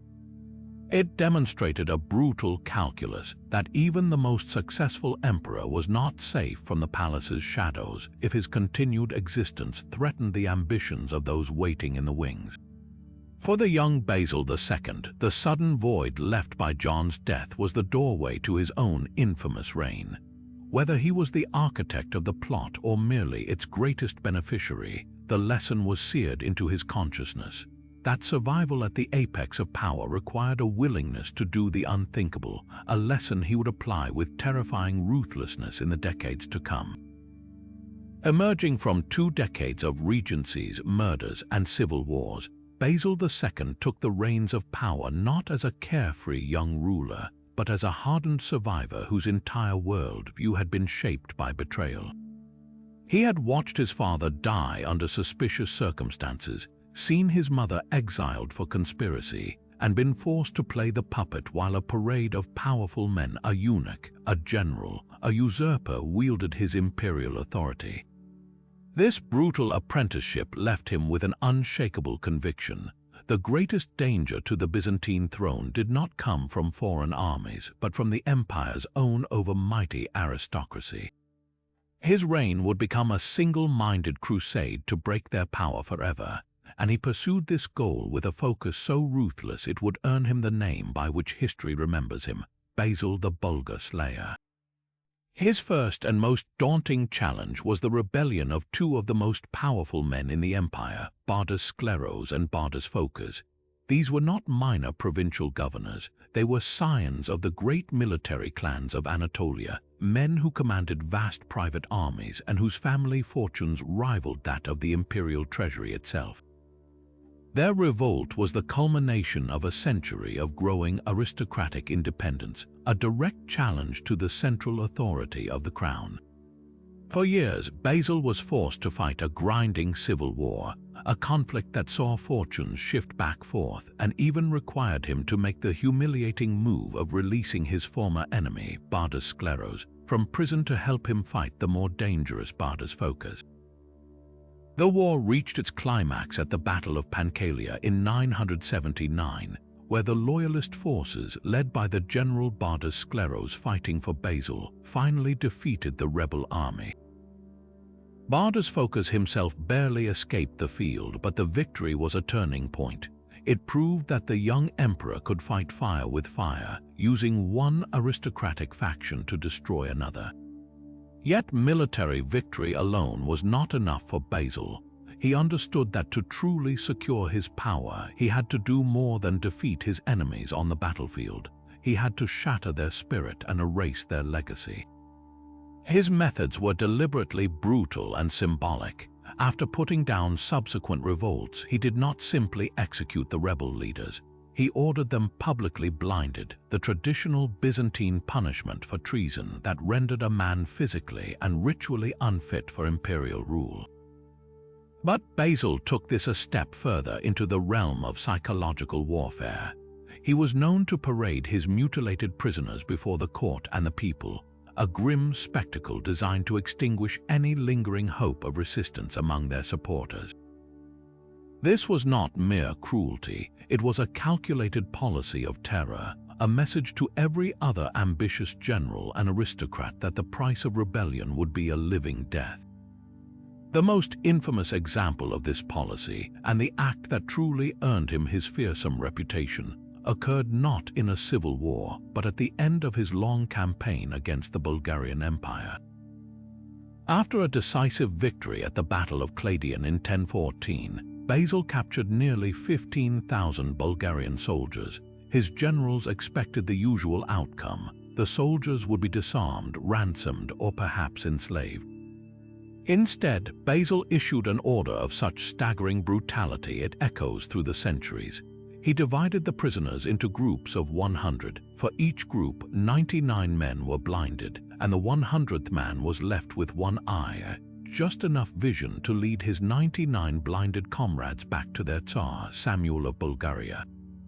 The chroniclers report that when Tsar Samuel saw this horrifying procession of his broken army stumbling home, he suffered a stroke and died 2 days later.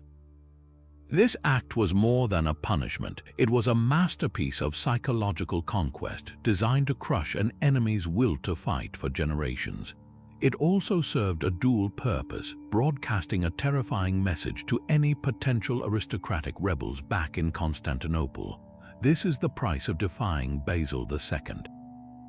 With his internal and external enemies cowed, Basil embarked on a systemic dismantling of the aristocratic power structure. His primary weapon was economic. He enacted and ruthlessly enforced a revolutionary law known as the Palaiologos, or mutual guarantee. This law made the powerful, wealthy landowning aristocrats financially responsible for the tax payments of the poorer peasants in their districts. If a small farmer could not pay his taxes, the local magnate was legally compelled to pay them instead. This turned the traditional feudal model on its head. Instead of the peasants supporting the aristocracy was now forced to subsidize the state. The law was devastatingly effective, deliberately draining the vast fortunes that the great families had accumulated, fortunes that had previously allowed them to raise private armies and fund rebellions. By attacking their wealth, Basil was cutting the financial legs out from under any future opposition. Despite this overwhelming show of force and control, Basil's reign was never truly free from the specter of conspiracy, not even from within his own family. His relationship with his brother and co-emperor Constantine VIII was fraught with tension and suspicion. Constantine, who was content with a life of luxury and leisure, was often manipulated by courtiers and aristocrats who sought to use him as a figurehead against his more formidable brother. Basil was acutely aware that his brother's very existence represented a potential alternative focus for loyalty, a ready-made replacement should the aristocracy succeed in toppling him. He never moved against Constantine directly. Such a flagrant act of fratricide might have provoked the very uprising he feared, but he kept him on a very short leash, closely monitoring his associations and ensuring he was excluded from any real exercise of power. This constant vigilance toward his own blood brother is perhaps the ultimate testament to the pervasive paranoia that defined Byzantine politics. Even the man who had subdued empires and crushed the aristocracy could not trust his own family. Basil II died in 1025 after a reign of 49 years, leaving the imperial treasury overflowing and the empire's borders more secure than they had been in centuries. He had achieved a level of unchallenged personal authority that was rare in Byzantine history. Yet his success came at a profound cost. His lifelong focus on breaking the power of the military aristocracy had an unintended long-term consequence. It weakened the very class that supplied the empire's finest generals and manned the theme armies that had long been the backbone of its defense. In creating a state dependent on the sheer force of his own will, he failed to build stable institutions that could survive a weaker successor. The long period of peace and stability he ruthlessly forged was, in the end, a magnificent edifice built on a foundation of fear, and it would not long survive the passing of the emperor who had terrorized it into existence. His reign stands as the ultimate paradox of Byzantine power, a stability so absolute it was fragile, secured by a ruthlessness so complete it ultimately left the empire vulnerable. Basil II left behind an empire that was outwardly magnificent, its borders secure and its treasury bursting with gold, but it was a masterpiece built around a single, irreplaceable pillar, his own indomitable will.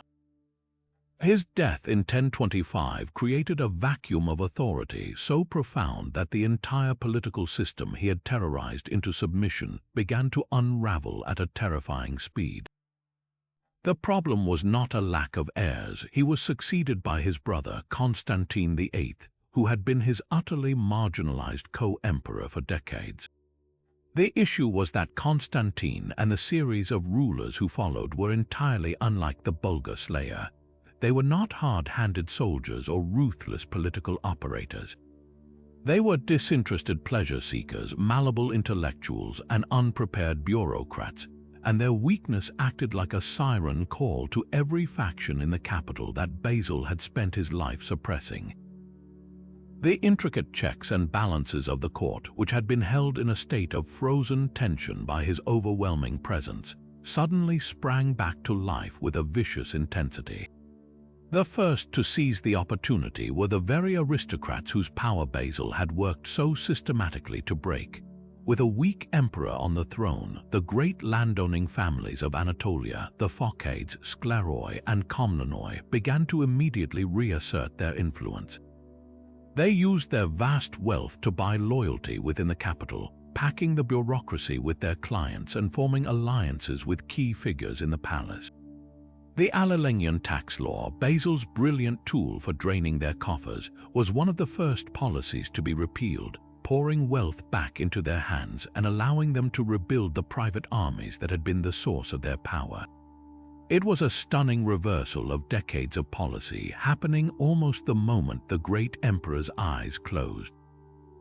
The central authority of the state, which Basil had painstakingly concentrated in his own hands, began rapidly diffusing back out to the provinces, setting the stage for a new era of rebellions led by generals whose loyalty was to their own family name, not to the distant and ineffective emperor in Constantinople.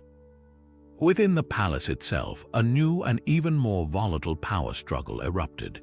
With no strong emperor to keep them in check, the traditional centers of behind the throne's influence, the eunuchs, the bureaucrats, and the empresses engaged in a frantic and destructive scramble for control.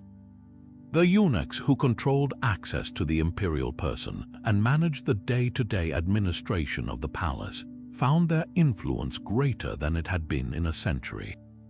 They could now filter all information reaching the emperor, quietly appointing their allies to key posts and isolating their rivals. The civilian bureaucracy, which Basil had largely sidelined in favor of military men, reasserted its dominance, prioritizing complex court protocol and fiscal conservatism over the military readiness that had defined the previous era.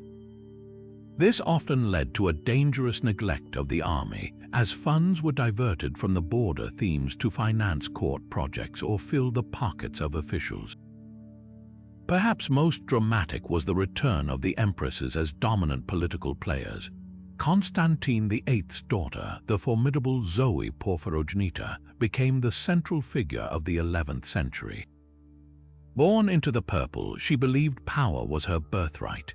She was married off to a series of elderly courtiers who were elevated to the throne largely to provide a male figurehead while she exercised real control. Her first husband, Romanos III Argyros, was a respectable aristocrat who attempted to assert his own authority and reverse some of her favorite policies. His reign ended abruptly in 1034 when he was found drowned in his bath, a death widely attributed to poison administered by Zoe or her lovers. She then immediately married her personal attendant, a former peasant with legendary good looks named Michael, who was crowned Michael IV the very same day. This was power exercised in its rawest form, the ability to make and unmake emperors from the private quarters of the palace, based on personal affection and ambition rather than any concern for the stability of the state. This constant, destabilizing rotation of figures on the throne, what historians often call the reign of the scholar emperors and their powerful wives, had a catastrophic effect on the empire's coherence and security. Emperors like Constantine IX Monomachos, who succeeded Zoe's last husband, were cultured patrons of the arts and learning, but they were profoundly out of touch with the military realities of the empire. They treated the treasury Basil had filled not as a strategic resource for defense, but as a personal fund for lavish building projects and expensive gifts to their supporters in the capital. The theme armies, once the backbone of Byzantine defense, were deliberately allowed to decay. Instead of investing in the local soldier farmers, these emperors preferred to rely on expensive foreign mercenaries like the Varangians, who were loyal only to the gold they were paid. This policy saved money in the short term but strategically hollowed out the empire, leaving vast stretches of the Anatolian countryside vulnerable. The result was a perfect storm of internal division and external threat. As the court in Constantinople became consumed with its own petty squabbles over ceremony, titles, and the emperor's favor, new and formidable enemies were gathering on the frontiers.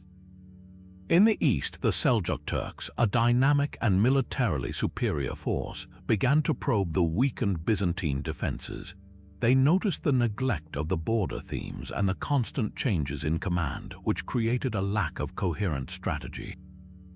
In the west, the Norman adventurers, led by the ambitious Robert Guiscard, began carving out a kingdom for themselves in southern Italy, a Byzantine province that received no support or attention from the distant capital. The empire was like a magnificent but neglected fortress. Its walls were still high and its gates still strong, but the guards were distracted, arguing over who got to wear the shiniest helmet while the enemy gathered just outside, preparing to storm the weakened defenses. The intricate, self-absorbed plots of the post-Basil court did not just weaken the empire, they actively paved the way for the disasters to come. proving that the most dangerous conspiracies are not always those that aim to seize power, but those that succeed and then have no idea what to do with it. By the year 1081, the empire was teetering on the brink of collapse, a ship adrift without a steady hand at the helm. The treasury, once bursting with Basil II's gold, was nearly empty, drained by decades of court extravagance and mismanagement. The mighty theme armies of Anatolia, which had once made the Byzantine Empire the terror of its enemies, were a shadow of their former selves, their ranks depleted and their morale shattered by a series of disastrous defeats at the hands of the Seljuk Turks.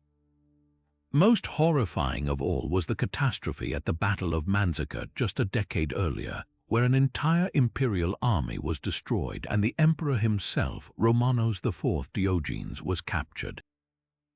That defeat had swung open the gates of Anatolia, the very heartland of the empire, to Turkish invasion and settlement.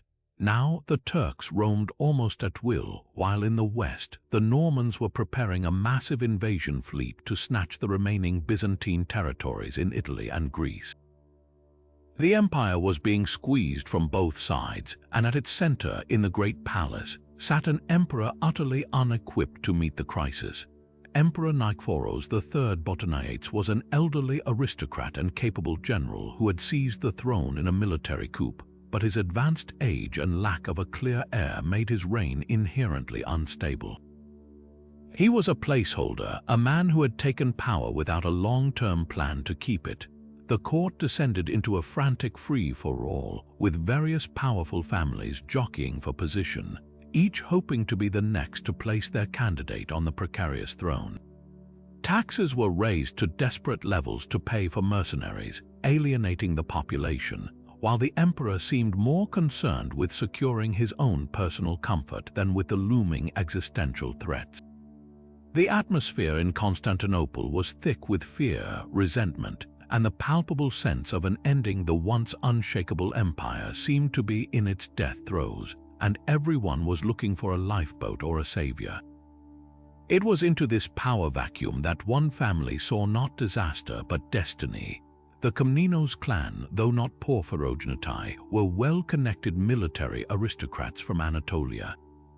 They had been sidelined during the reign of the previous emperor, Michael VII, but they had carefully maintained their network of alliances within the powerful military families of the East. The driving force behind the family's ambition was not just the young and talented General Alexios Komnenos, but his formidable mother, Anna Damascene. A woman of immense political genius and iron will, Anna had spent years meticulously cultivating relationships, calling in old favors, and weaving a web of loyalty that would one day serve her son. She was the master strategist of the coming coup, her mind a repository of every slight, every debt, and every potential alliance in the complex world of Byzantine nobility.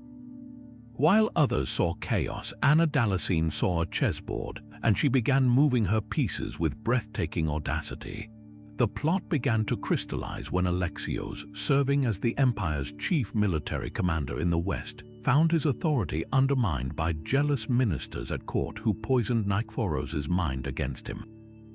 Fearing arrest or blinding, Alexios and his mother decided the time for waiting was over.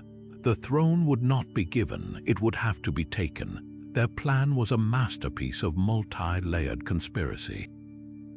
First, Alexios used his military position to secure the loyalty of his field army, a force largely comprised of native Byzantine troops who respected him and foreign mercenaries who were loyal to his gold.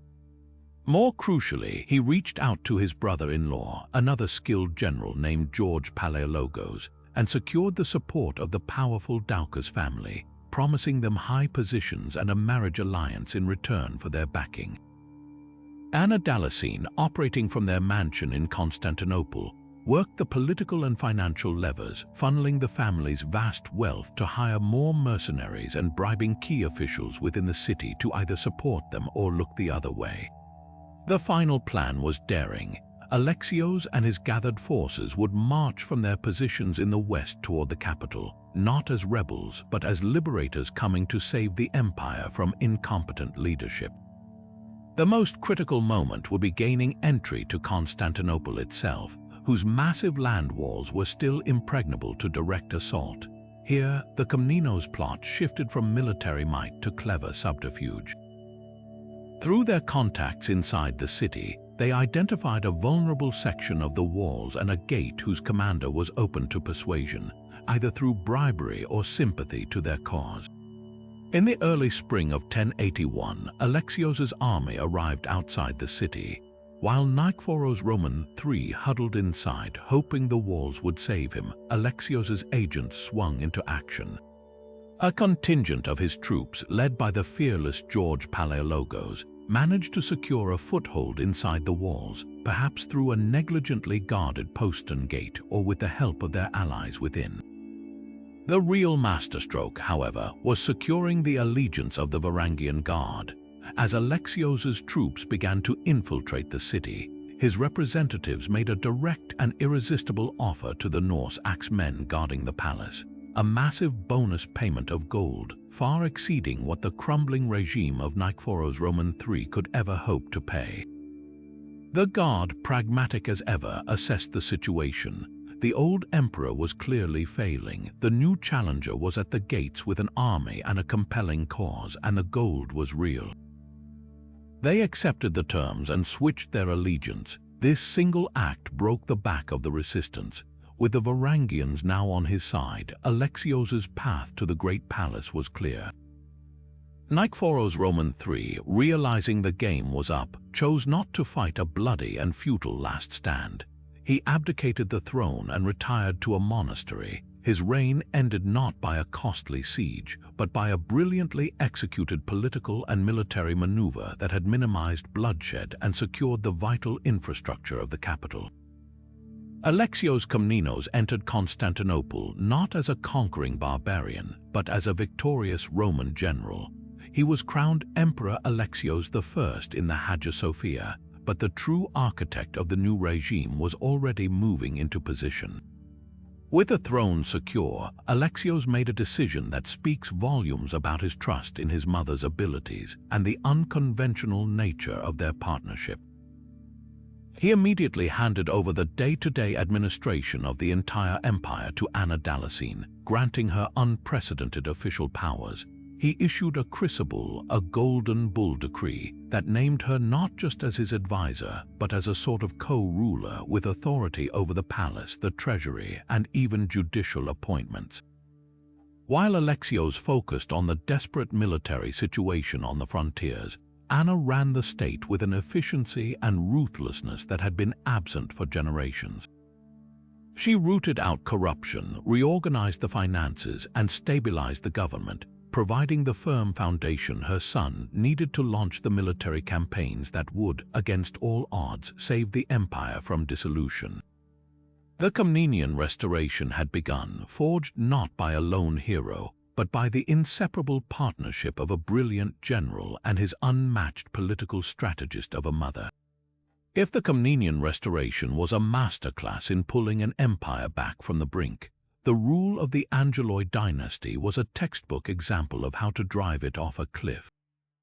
Alexios I, his son John, and his grandson Manuel had spent over a century rebuilding Byzantine military power and diplomatic prestige, but their hard work was undone in a single generation of spectacular misrule. The dynasty's downfall began with the death of Manuel's young son, Alexios II, who was overthrown and brutally murdered by his own cousin, a man who would crown himself as Andronikos I Komnenos. His brief reign of terror, marked by paranoid purges of the aristocracy, was itself cut short by a popular uprising in 1185, which installed a charismatic noble named Isaac Angelos on the throne. This was not a fresh start, but the beginning of the empire's final, catastrophic unraveling. The court of Isaac II Angelos and his brother, Alexios III, became a swamp of corruption where the business of government was replaced by the business of self-enrichment. The state treasury, carefully refilled by the Komnenian emperors, was treated as a personal piggy bank for the imperial family and their countless hangers-on. Isaac II was a ruler who preferred hunting and festivities to the dull work of administration, and he happily sold off high offices, military commands, and even tax collection rights to the highest bidder. Critical posts were no longer given to the most capable generals or the most experienced administrators, but to the men who could offer the largest bribes or were well connected through family ties. This rampant venality created an administration filled with incompetent, greedy officials whose only goal was to recoup their investment by squeezing the population for every coin they could get. This culture of nepotism and theft had an immediate and devastating effect on the empire's defenses.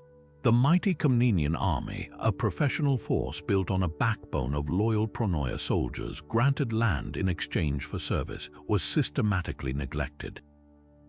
Military funding was diverted to finance the court's extravagant lifestyle, leaving border garrisons unpaid, fortifications in disrepair, and the navy rotting in its harbors.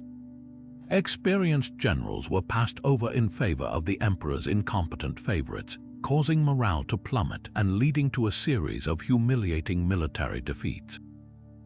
In the Balkans, the Bulgarians and Vlachs, seeing the empire's weakness, rose up in a successful rebellion that carved out a new independent kingdom, cutting off Constantinople from its rich western provinces. In the east, the remnants of Byzantine Anatolia were left wide open to Turkish beyliks, who freely expanded their territories while the emperor in Constantinople was preoccupied with palace intrigues. The empire's internal rot was so profound that it created an opportunity for one of history's most shocking betrayals, an event that seems almost too outrageous to be real. The story begins with a young prince, also named Alexios Angelos, the son of the deposed and blinded Isaac II. This young man fled Constantinople after his uncle, Alexios III, had seized the throne and imprisoned his father.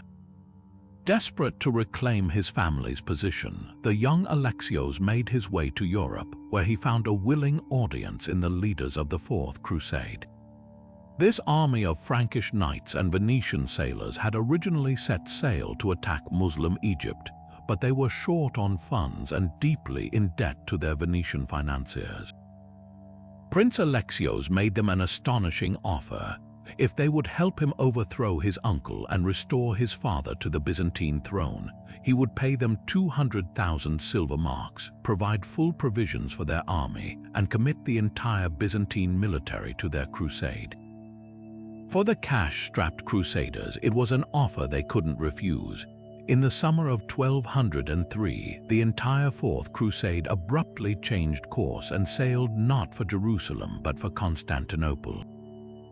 When they arrived at the mighty Theodosian walls, they found a city whose defenses were as decayed as its leadership. Emperor Alexios III, despite commanding a larger army and the world's most formidable fortifications, was paralyzed by incompetence and cowardice. He failed to mount any coherent defense, and after a brief show of force, he simply panicked, seized as much treasure as he could carry, and fled the city in the night. The Crusaders easily restored the blind Isaac and his son, now co-emperor as Alexios IV, to the throne. But the new rulers quickly discovered the imperial treasury was empty. There was no way they could possibly pay the enormous sum they had promised. Their attempts to raise the money by melting down church ornaments and imposing new taxes only made them deeply unpopular with the citizens of Constantinople, who saw their new emperors as puppets of a hostile foreign army. As months passed and the money failed to materialize, tensions between the Byzantines and their unwanted Western guests reached a boiling point. A fire broke out in the city, destroying large sections and deepening the hatred between the two sides. Alexios IV was overthrown and strangled by a palace official named Alexios Doukas, who took the throne as Alexios V. He immediately broke off all negotiations with the Crusaders and ordered them to leave. Furious, stranded without payment, and now facing a hostile emperor, the Crusader leaders made a fateful decision.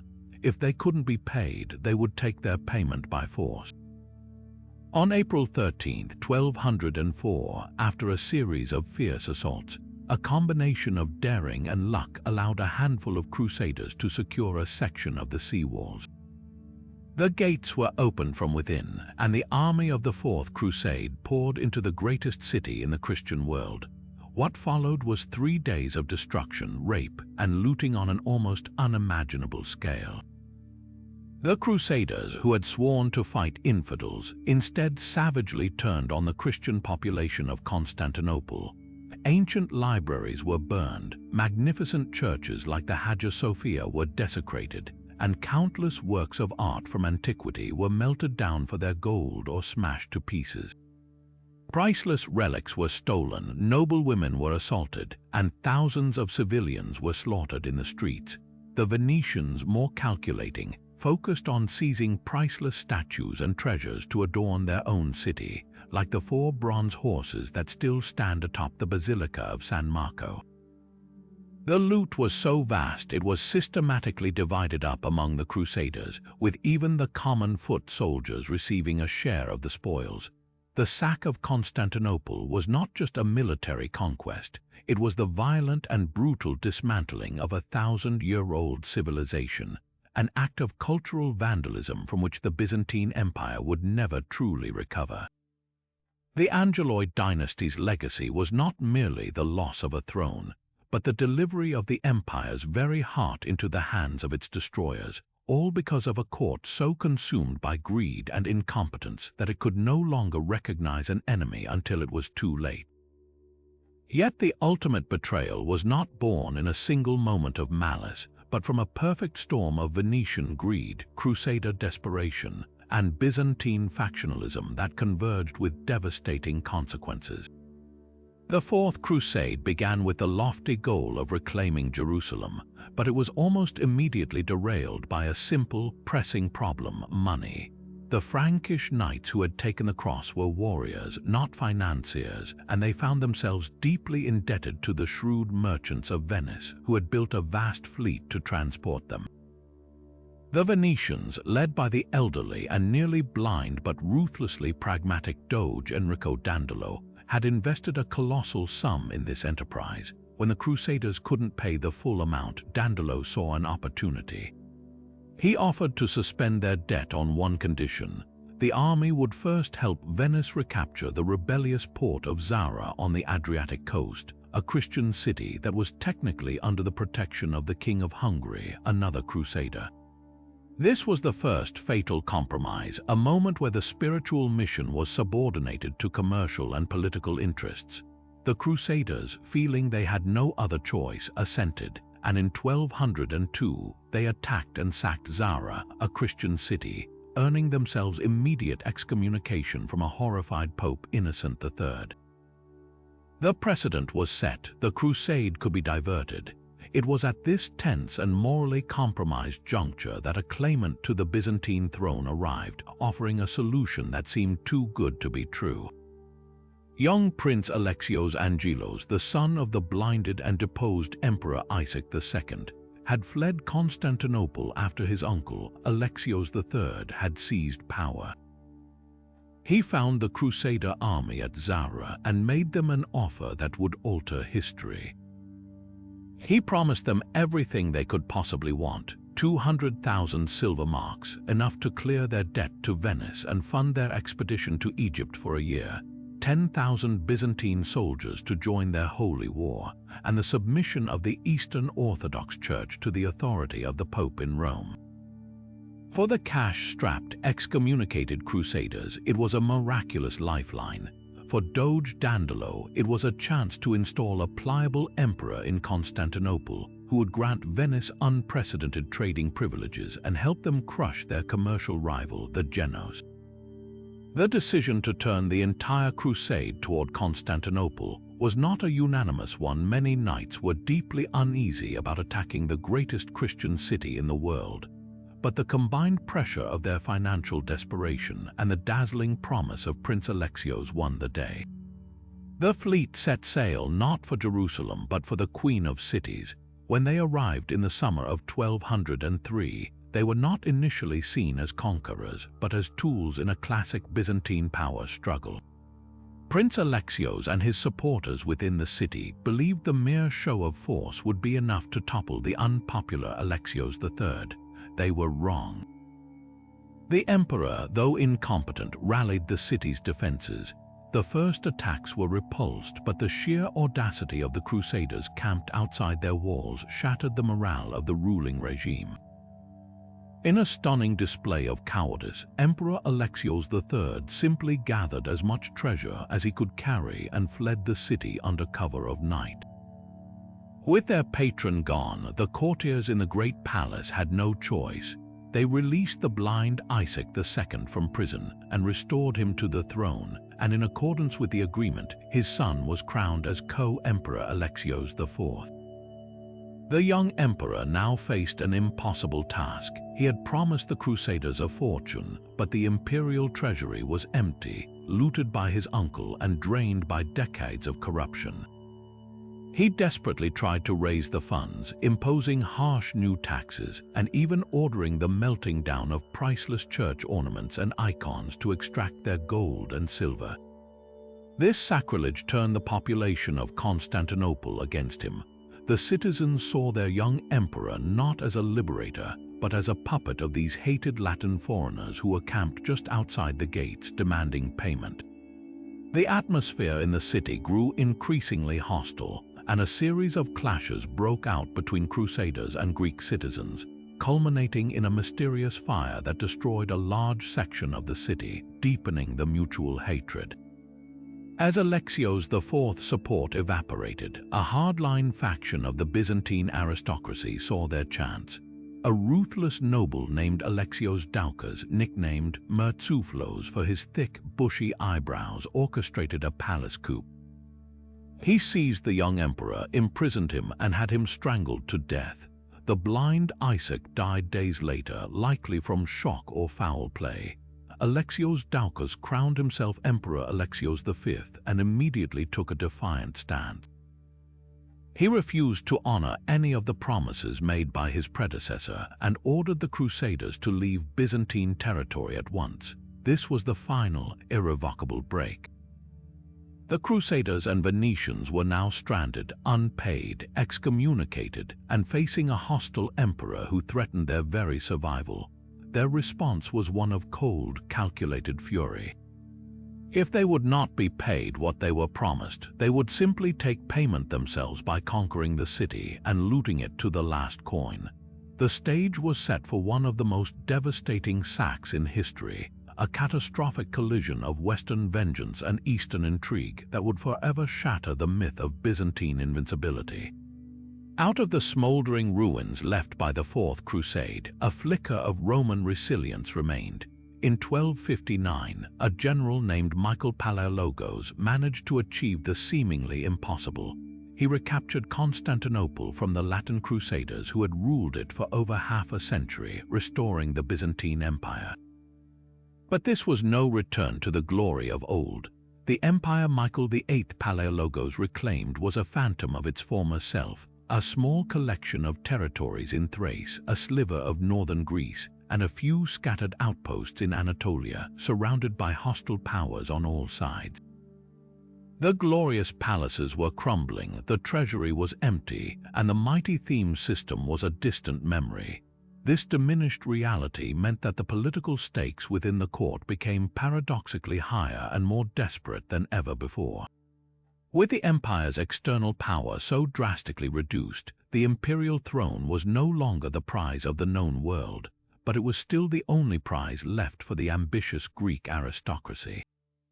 The competition for its control became a frantic, internecine struggle that would consume the empire from within just as a new and final threat gathered strength across the Sea of Marmara.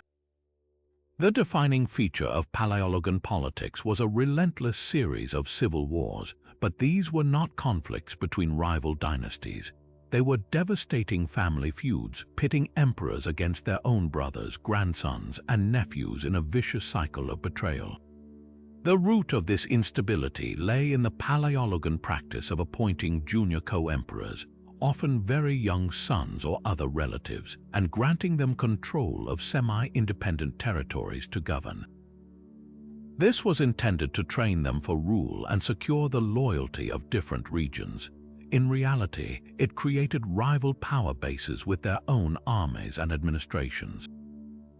A nephew or a younger brother sitting in the city of Thessalonica or ruling over a province would quickly realize that he commanded more soldiers and more wealth than the emperor in Constantinople. The temptation to reach for the main prize was irresistible. This system essentially institutionalized rebellion, ensuring that every generation would be consumed by a bloody struggle for supremacy within the same family. Perhaps the most tragic and consequential of these conflicts was the two devastating civil wars between a grandfather and his grandson, and then an emperor and his son. The first erupted when Andronikos II, a cautious and pious old man, found himself challenged by his ambitious and dynamic grandson, also named Andronikos. The younger man, chafing under his grandfather's outdated policies and desperate for a more aggressive stance against the Turkish incursions, rallied the military aristocracy to his cause. For 6 years, from 1321 to 1327, the two Andronikoi tore the empire apart, each employing Turkish mercenaries from different Anatolian beyliks to fight their Greek brethren. These Turkish allies, particularly the followers of a charismatic leader named Osman, gained invaluable experience fighting on European soil and were paid with the right to plunder and settle Byzantine land. The Romans were literally paying their future destroyers to help them fight each other. No sooner was this war concluded with the younger Andronikos forcing his grandfather to abdicate and becoming Andronikos III than a new and even more destructive conflict began. When Andronikos III died young, he left his close friend and brilliant prime minister John Cantacuzenios as regent for his 9-year-old son John V.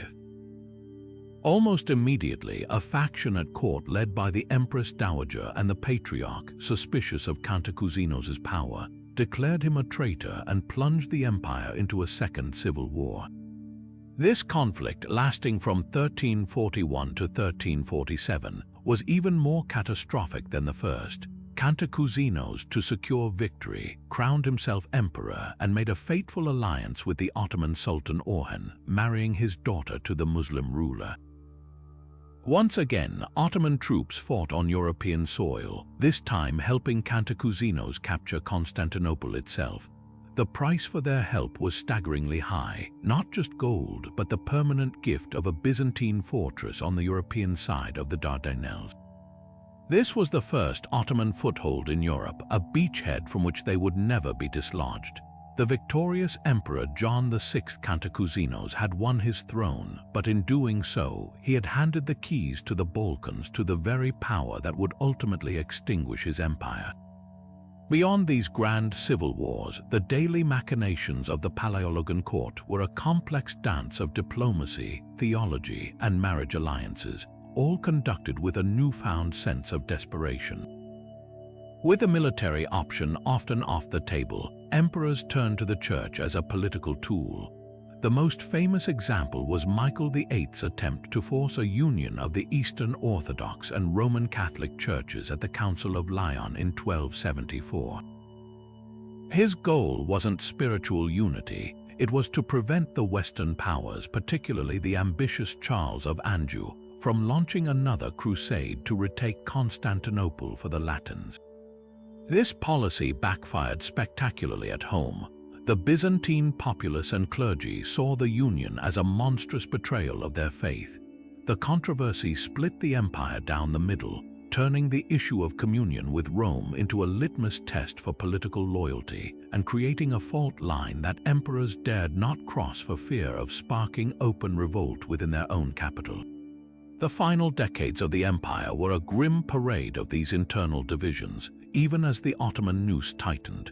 Emperors like John VIII Palaiologos journeyed to the Council of Florence in 1439, again agreeing to a church union in a desperate plea for Western military aid.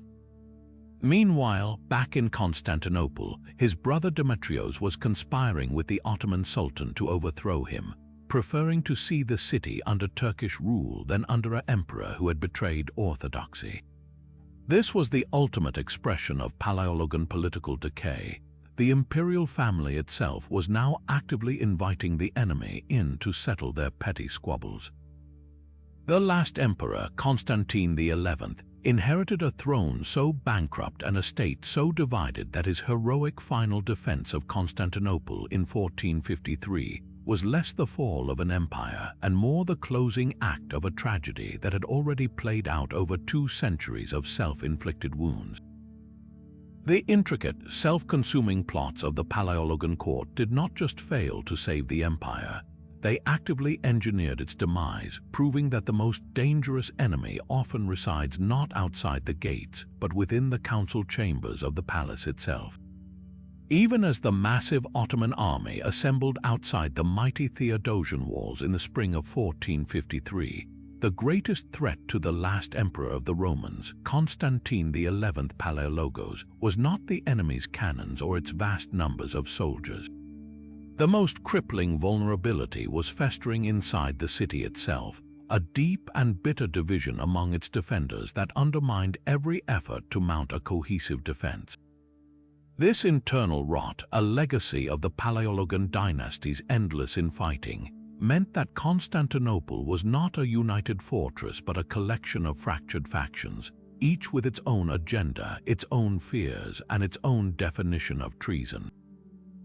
At the heart of this disunity was a theological controversy that had poisoned Byzantine politics for generations, the question of union with the Roman Catholic Church. Decades earlier, Emperor John VIII, Constantine's brother and predecessor, had journeyed to the Council of Florence in a desperate attempt to secure military aid from the West.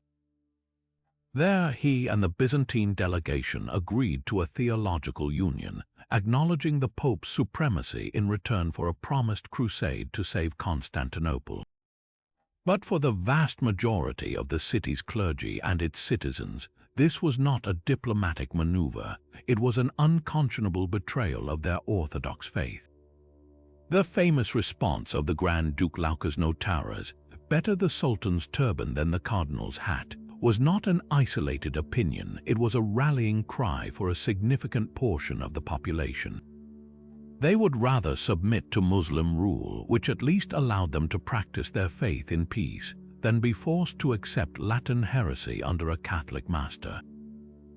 This sentiment left Emperor Constantine in an impossible position. He desperately needed the military support that only the Pope could potentially provide, but to openly embrace the union would risk igniting a civil riot within the walls while the Turks battered them from without.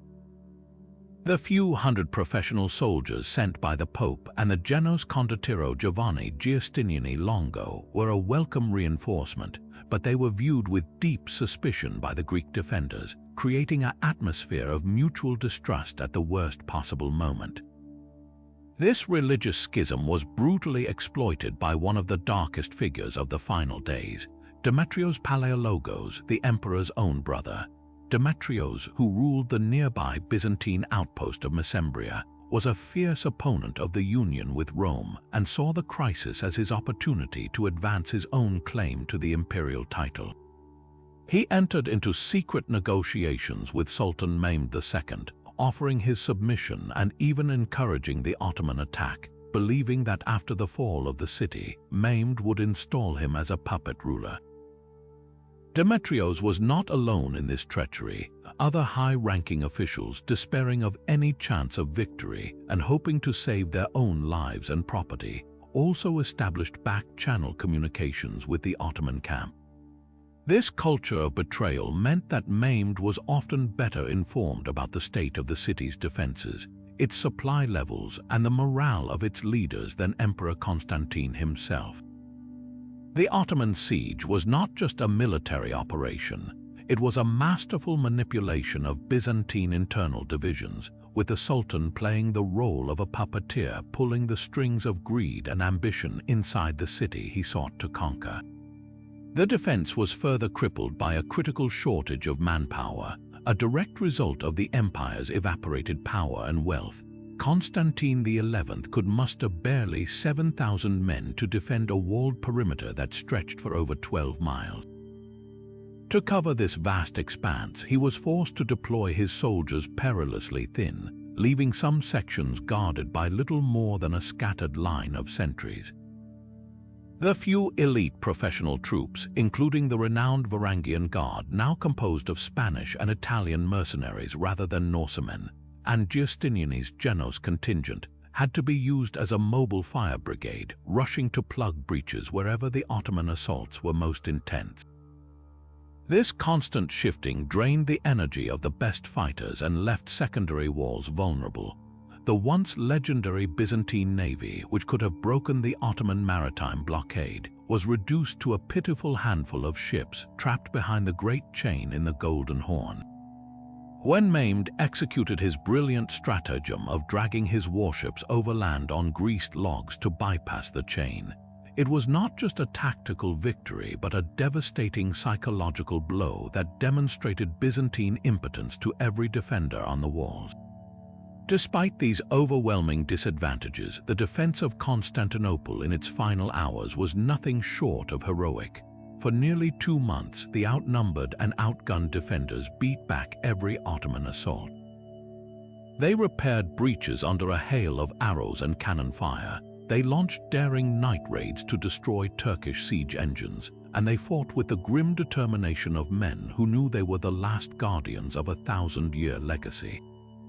The leadership of Giovanni Giustiniani Longo on the land walls was inspired, and Emperor Constantine himself fought with courage, moving along the lines to encourage his men and personally leading counterattacks at the most critical points. The final, cataclysmic assault began in the early hours of May 29th. After hours of relentless fighting, a small group of Ottoman troops discovered that a Sally port gate, the Kirkeporta, had been left unlocked, an error that some historians attribute to negligence, but which others have hinted may have been an act of deliberate sabotage by a defender who had lost hope. Through this tiny opening, they flooded into the city, raising the Ottoman flag and causing panic to spread through the Byzantine ranks. At almost the same moment, Giovanni Giustiniani was severely wounded by an Ottoman cannonball or crossbow bolt and had to be evacuated from the walls. His Genos soldiers, seeing their commander carried away, lost heart and began to retreat, creating a fatal gap in the defenses at the very moment of the hardest assault. Seizing the opportunity, the elite Janissary Corps poured through the breach. Emperor Constantine, seeing the banner of the double-headed eagle fall and the Turkish tide overwhelming his position, knew the end had come. He tore off his imperial regalia so as not to be identified, drew his sword, and plunged into the oncoming wave of Janissaries for a final, desperate stand. His body was never found. The fall of Constantinople was not simply a military defeat by a superior force. It was the culmination of a long internal decay. A city that had withstood 29 sieges over a millennium finally fell because it could no longer stand as one. The theological quarrels, the dynastic treachery, and the crippling paranoia that had defined the Byzantine court for centuries did not disappear in its final hour. They ensured its destruction, proving that the most formidable walls are useless when the will to defend them has already been broken from within. In this world of perpetual suspicion, the political arsenal was as refined as it was brutal, with certain methods becoming so standardized they almost formed a dark etiquette of power. Among these, poison reigned supreme as the preferred tool of the discreet assassin.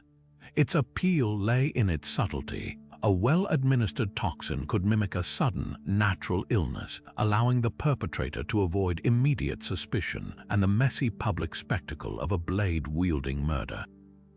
The Byzantine court became a laboratory for this sinister art, with knowledge of obscure venoms and delicate dosages passed down through generations of schemers.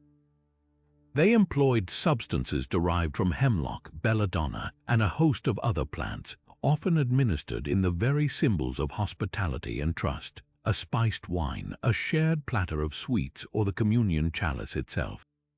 The agonizing death of Emperor Romanos III Argyros in his bath, widely blamed on his wife Zoe, exemplifies this method's terrifying effectiveness. It was a weapon that required no physical strength, only access and cold calculation, making it the perfect instrument for those who operated in the shadows of the women's quarters or the ranks of the personal servants. For crimes where secrecy was less paramount but a lasting political statement was essential, the Byzantines perfected the art of mutilation, with blinding standing as the most definitive act of political neutralization. This practice was rooted in a deeply held belief that physical perfection was a prerequisite for imperial rule. A disabled man could not be God's flawless representative on earth. Blinding a rival claimant was therefore not merely an act of cruelty, but a bureaucratic form of disqualification, a way to permanently remove a player from the game without resorting to martyr-making execution. The methods were horrifyingly crude, often involving the pressing of red-hot metal basins to the eyes or the use of daggers, and the psychological impact was as devastating as the physical. The story of Emperor Basil II blinding 15,000 Bulgars was an act of terror aimed at a foreign enemy, but the practice was tragically common within the palace walls. Empress Irene's order to blind her own son, Constantine VI, in the very chamber where she had given birth to him, remains one of history's most chilling examples of how this ritualized violence could be used to sever dynastic claims with brutal finality. When permanent removal was desired without the blood guilt of murder or mutilation, exile was the versatile tool of choice, but this was seldom a simple matter of banishment. The empire maintained a network of remote monasteries and fortified islands that served as high-security prisons for the elite. A deposed emperor or a disgraced patriarch would be tonsured, forced to become a monk, and shipped to a distant rock in the Aegean Sea or a secluded cloister in the mountains of Anatolia. This served multiple purposes. It physically removed the threat from the capital, it spiritually neutralized them by enclosing them in a life of prayer, and it could sometimes be reversed if political winds changed, allowing for a recall and restoration. However, exile could also be a death sentence in slow motion. A fortress like the dreaded Anemas Tower, built into the land walls of Constantinople itself, held high-value prisoners in damp, dark cells where they were left to wither away from neglect and despair, a constant and hidden reminder of the fate that awaited those who challenged the current order. What is most striking to the modern observer is not the existence of these brutal methods, but their sheer normalization within the Byzantine political system. They were not the desperate acts of lawless barbarians, they were calculated instruments of statecraft, often justified through legalistic pretense and religious rhetoric. A plot to poison an emperor could be framed as removing a tyrant who had lost God's favor. A blinding might be officially decreed as the lawful punishment for the treason of rebellion. This institutional acceptance created a horrifying paradox where the empire that saw itself as the guardian of Christian civilization and Roman law had seamlessly incorporated these acts into its operational handbook for survival. The constant threat of poison fostered a culture of extreme culinary caution, with food tasters becoming essential members of the imperial household. The fear of blinding or exile meant that even the most powerful generals and advisors knew their security was forever provisional. This environment of sanctioned brutality ensured that while the throne of Constantinople was the most coveted prize in the medieval world, it was also the most perilous perch, surrounded by a history written in toxins, scarred flesh, and the silent stones of island prisons. It might seem that the intricate and often brutal political theater of the Byzantine court died with the last emperor on the walls of Constantinople in 1453. But the empire's true legacy was not its territorial borders. It was a sophisticated playbook for gaining and keeping power that would seep into the very foundations of later European states and ultimately shape the modern world. The enduring genius of Byzantine statecraft was its development of a permanent, professional administrative class, a bureaucracy that could outlive any single ruler. After the fall of Constantinople, many of these educated Greek officials, schooled in the complex traditions of the logothete of the dromos or the chartularios, found new employment in the rising powers of Europe. They brought with them not just their knowledge of law and finance, but an entire mindset. That information is the ultimate currency, and that control is best maintained through a complex, almost impenetrable system of paperwork and procedure. This Byzantine influence is profoundly visible in the courts of Renaissance Italy, where city-states like Venice adopted a labyrinthine system of councils, committees, and secret ballots designed to prevent any one family from seizing absolute power, a direct echo of the checks and balances used to keep over mighty generals in check. The Byzantine art of espionage, managed by the agents in rebus, became the model for the intelligence networks of early modern Europe. Faced with the constant threat of Ottoman expansion and religious upheaval, European monarchs established their own secret services, adopting the Byzantine principles of embedding agents in foreign courts, intercepting correspondence, and using diplomatic cover for intelligence gathering. Sir Francis Walsingham, the spymaster for England's Queen Elizabeth I, ran a network that was essentially a Protestant adaptation of the Byzantine model, using cryptanalysis, agent provocateurs, and a vast web of informants to uncover plots like the one involving Mary, Queen of Scots. The very concept of a state-sanctioned secret police, an organization that operates in the shadows to protect the regime from internal threats, finds its most articulate early expression in the practices of the Byzantine court. This tradition of covert observation and preemptive action to neutralize dissent has evolved continuously, influencing the methods of countless intelligence agencies right up to the present day. Perhaps the most pervasive Byzantine export was the mastery of propaganda and the management of public perception. The emperor's role as God's representative on earth required a constant, dazzling display of legitimacy through ritual, art, and architecture. This was not mere pageantry, it was a form of psychological warfare and social control. European absolutist monarchs, particularly Louis XIV of France, studied and emulated this model perfectly. His palace at Versailles was his version of the Great Palace of Constantinople, a deliberately overwhelming physical manifestation of power designed to awe subjects and diplomats alike, and a gilded cage where the nobility could be kept close, monitored, and neutralized through endless ritual and competition for the king's favor. The Sun King's famous dictum, "Eletat se moi," or "I am the state," is a direct philosophical descendant of the Byzantine concept of the emperor as the living embodiment of the empire's destiny and divine will. This use of spectacle to reinforce authority is a thread that runs through every modern political campaign, every staged media event, and every piece of state-produced media, where controlling the narrative is understood to be just as important as controlling the army. Even the darkest aspects of Byzantine realpolitik have found their echoes in modern geopolitical strategy. The cold calculus of using one rival to check the power of another, a practice the Byzantines perfected through their manipulation of nomadic tribes like the Pechenegs against the Bulgars or the Lombards against the Franks, is a cornerstone of international relations. This strategy of balancing power, of forming temporary alliances of convenience with ideological enemies, defines the diplomatic history of Europe from the 30 Years' War to the shifting alliances of the 19th century. In the 20th century, the Cold War doctrine of containment and the often cynical partnerships forged during that struggle are modern expressions of this ancient Byzantine principle. The empire's relentless focus on the long game, on sacrificing short-term gains for strategic survival, offers a timeless lesson in statecraft that remains deeply relevant in a world of great power competition.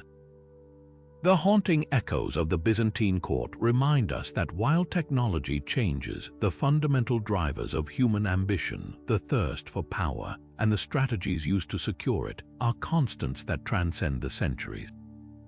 For over 1,000 years, the throne room in Constantinople was the ultimate stage for a drama of human ambition played at its most extreme.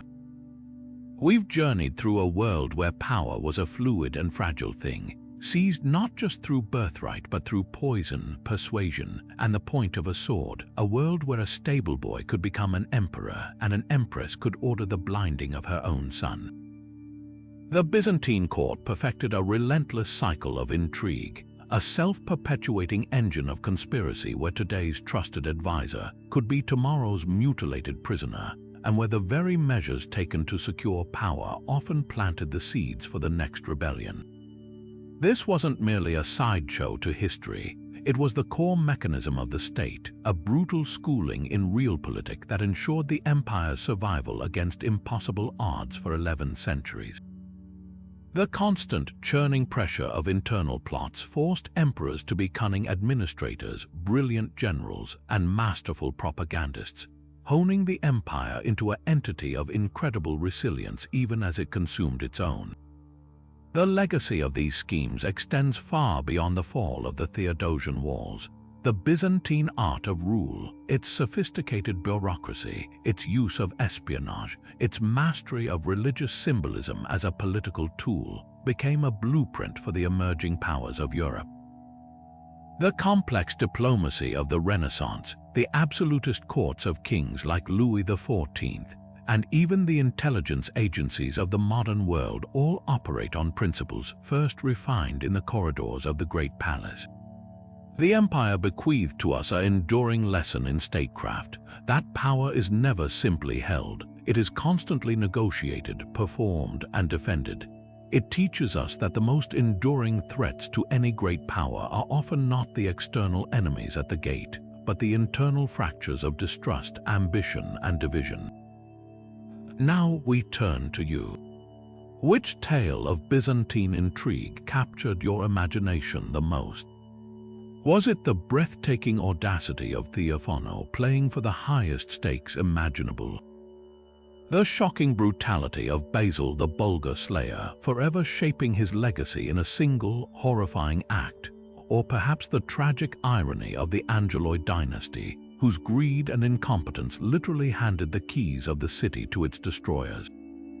Share your thoughts in the comments below. We love diving into these historical mysteries with you. And if you want to join us as we continue to explore the shadowy corners of the past, make sure to subscribe and hit the bell so you don't miss our next deep dive into the stories that shaped our world.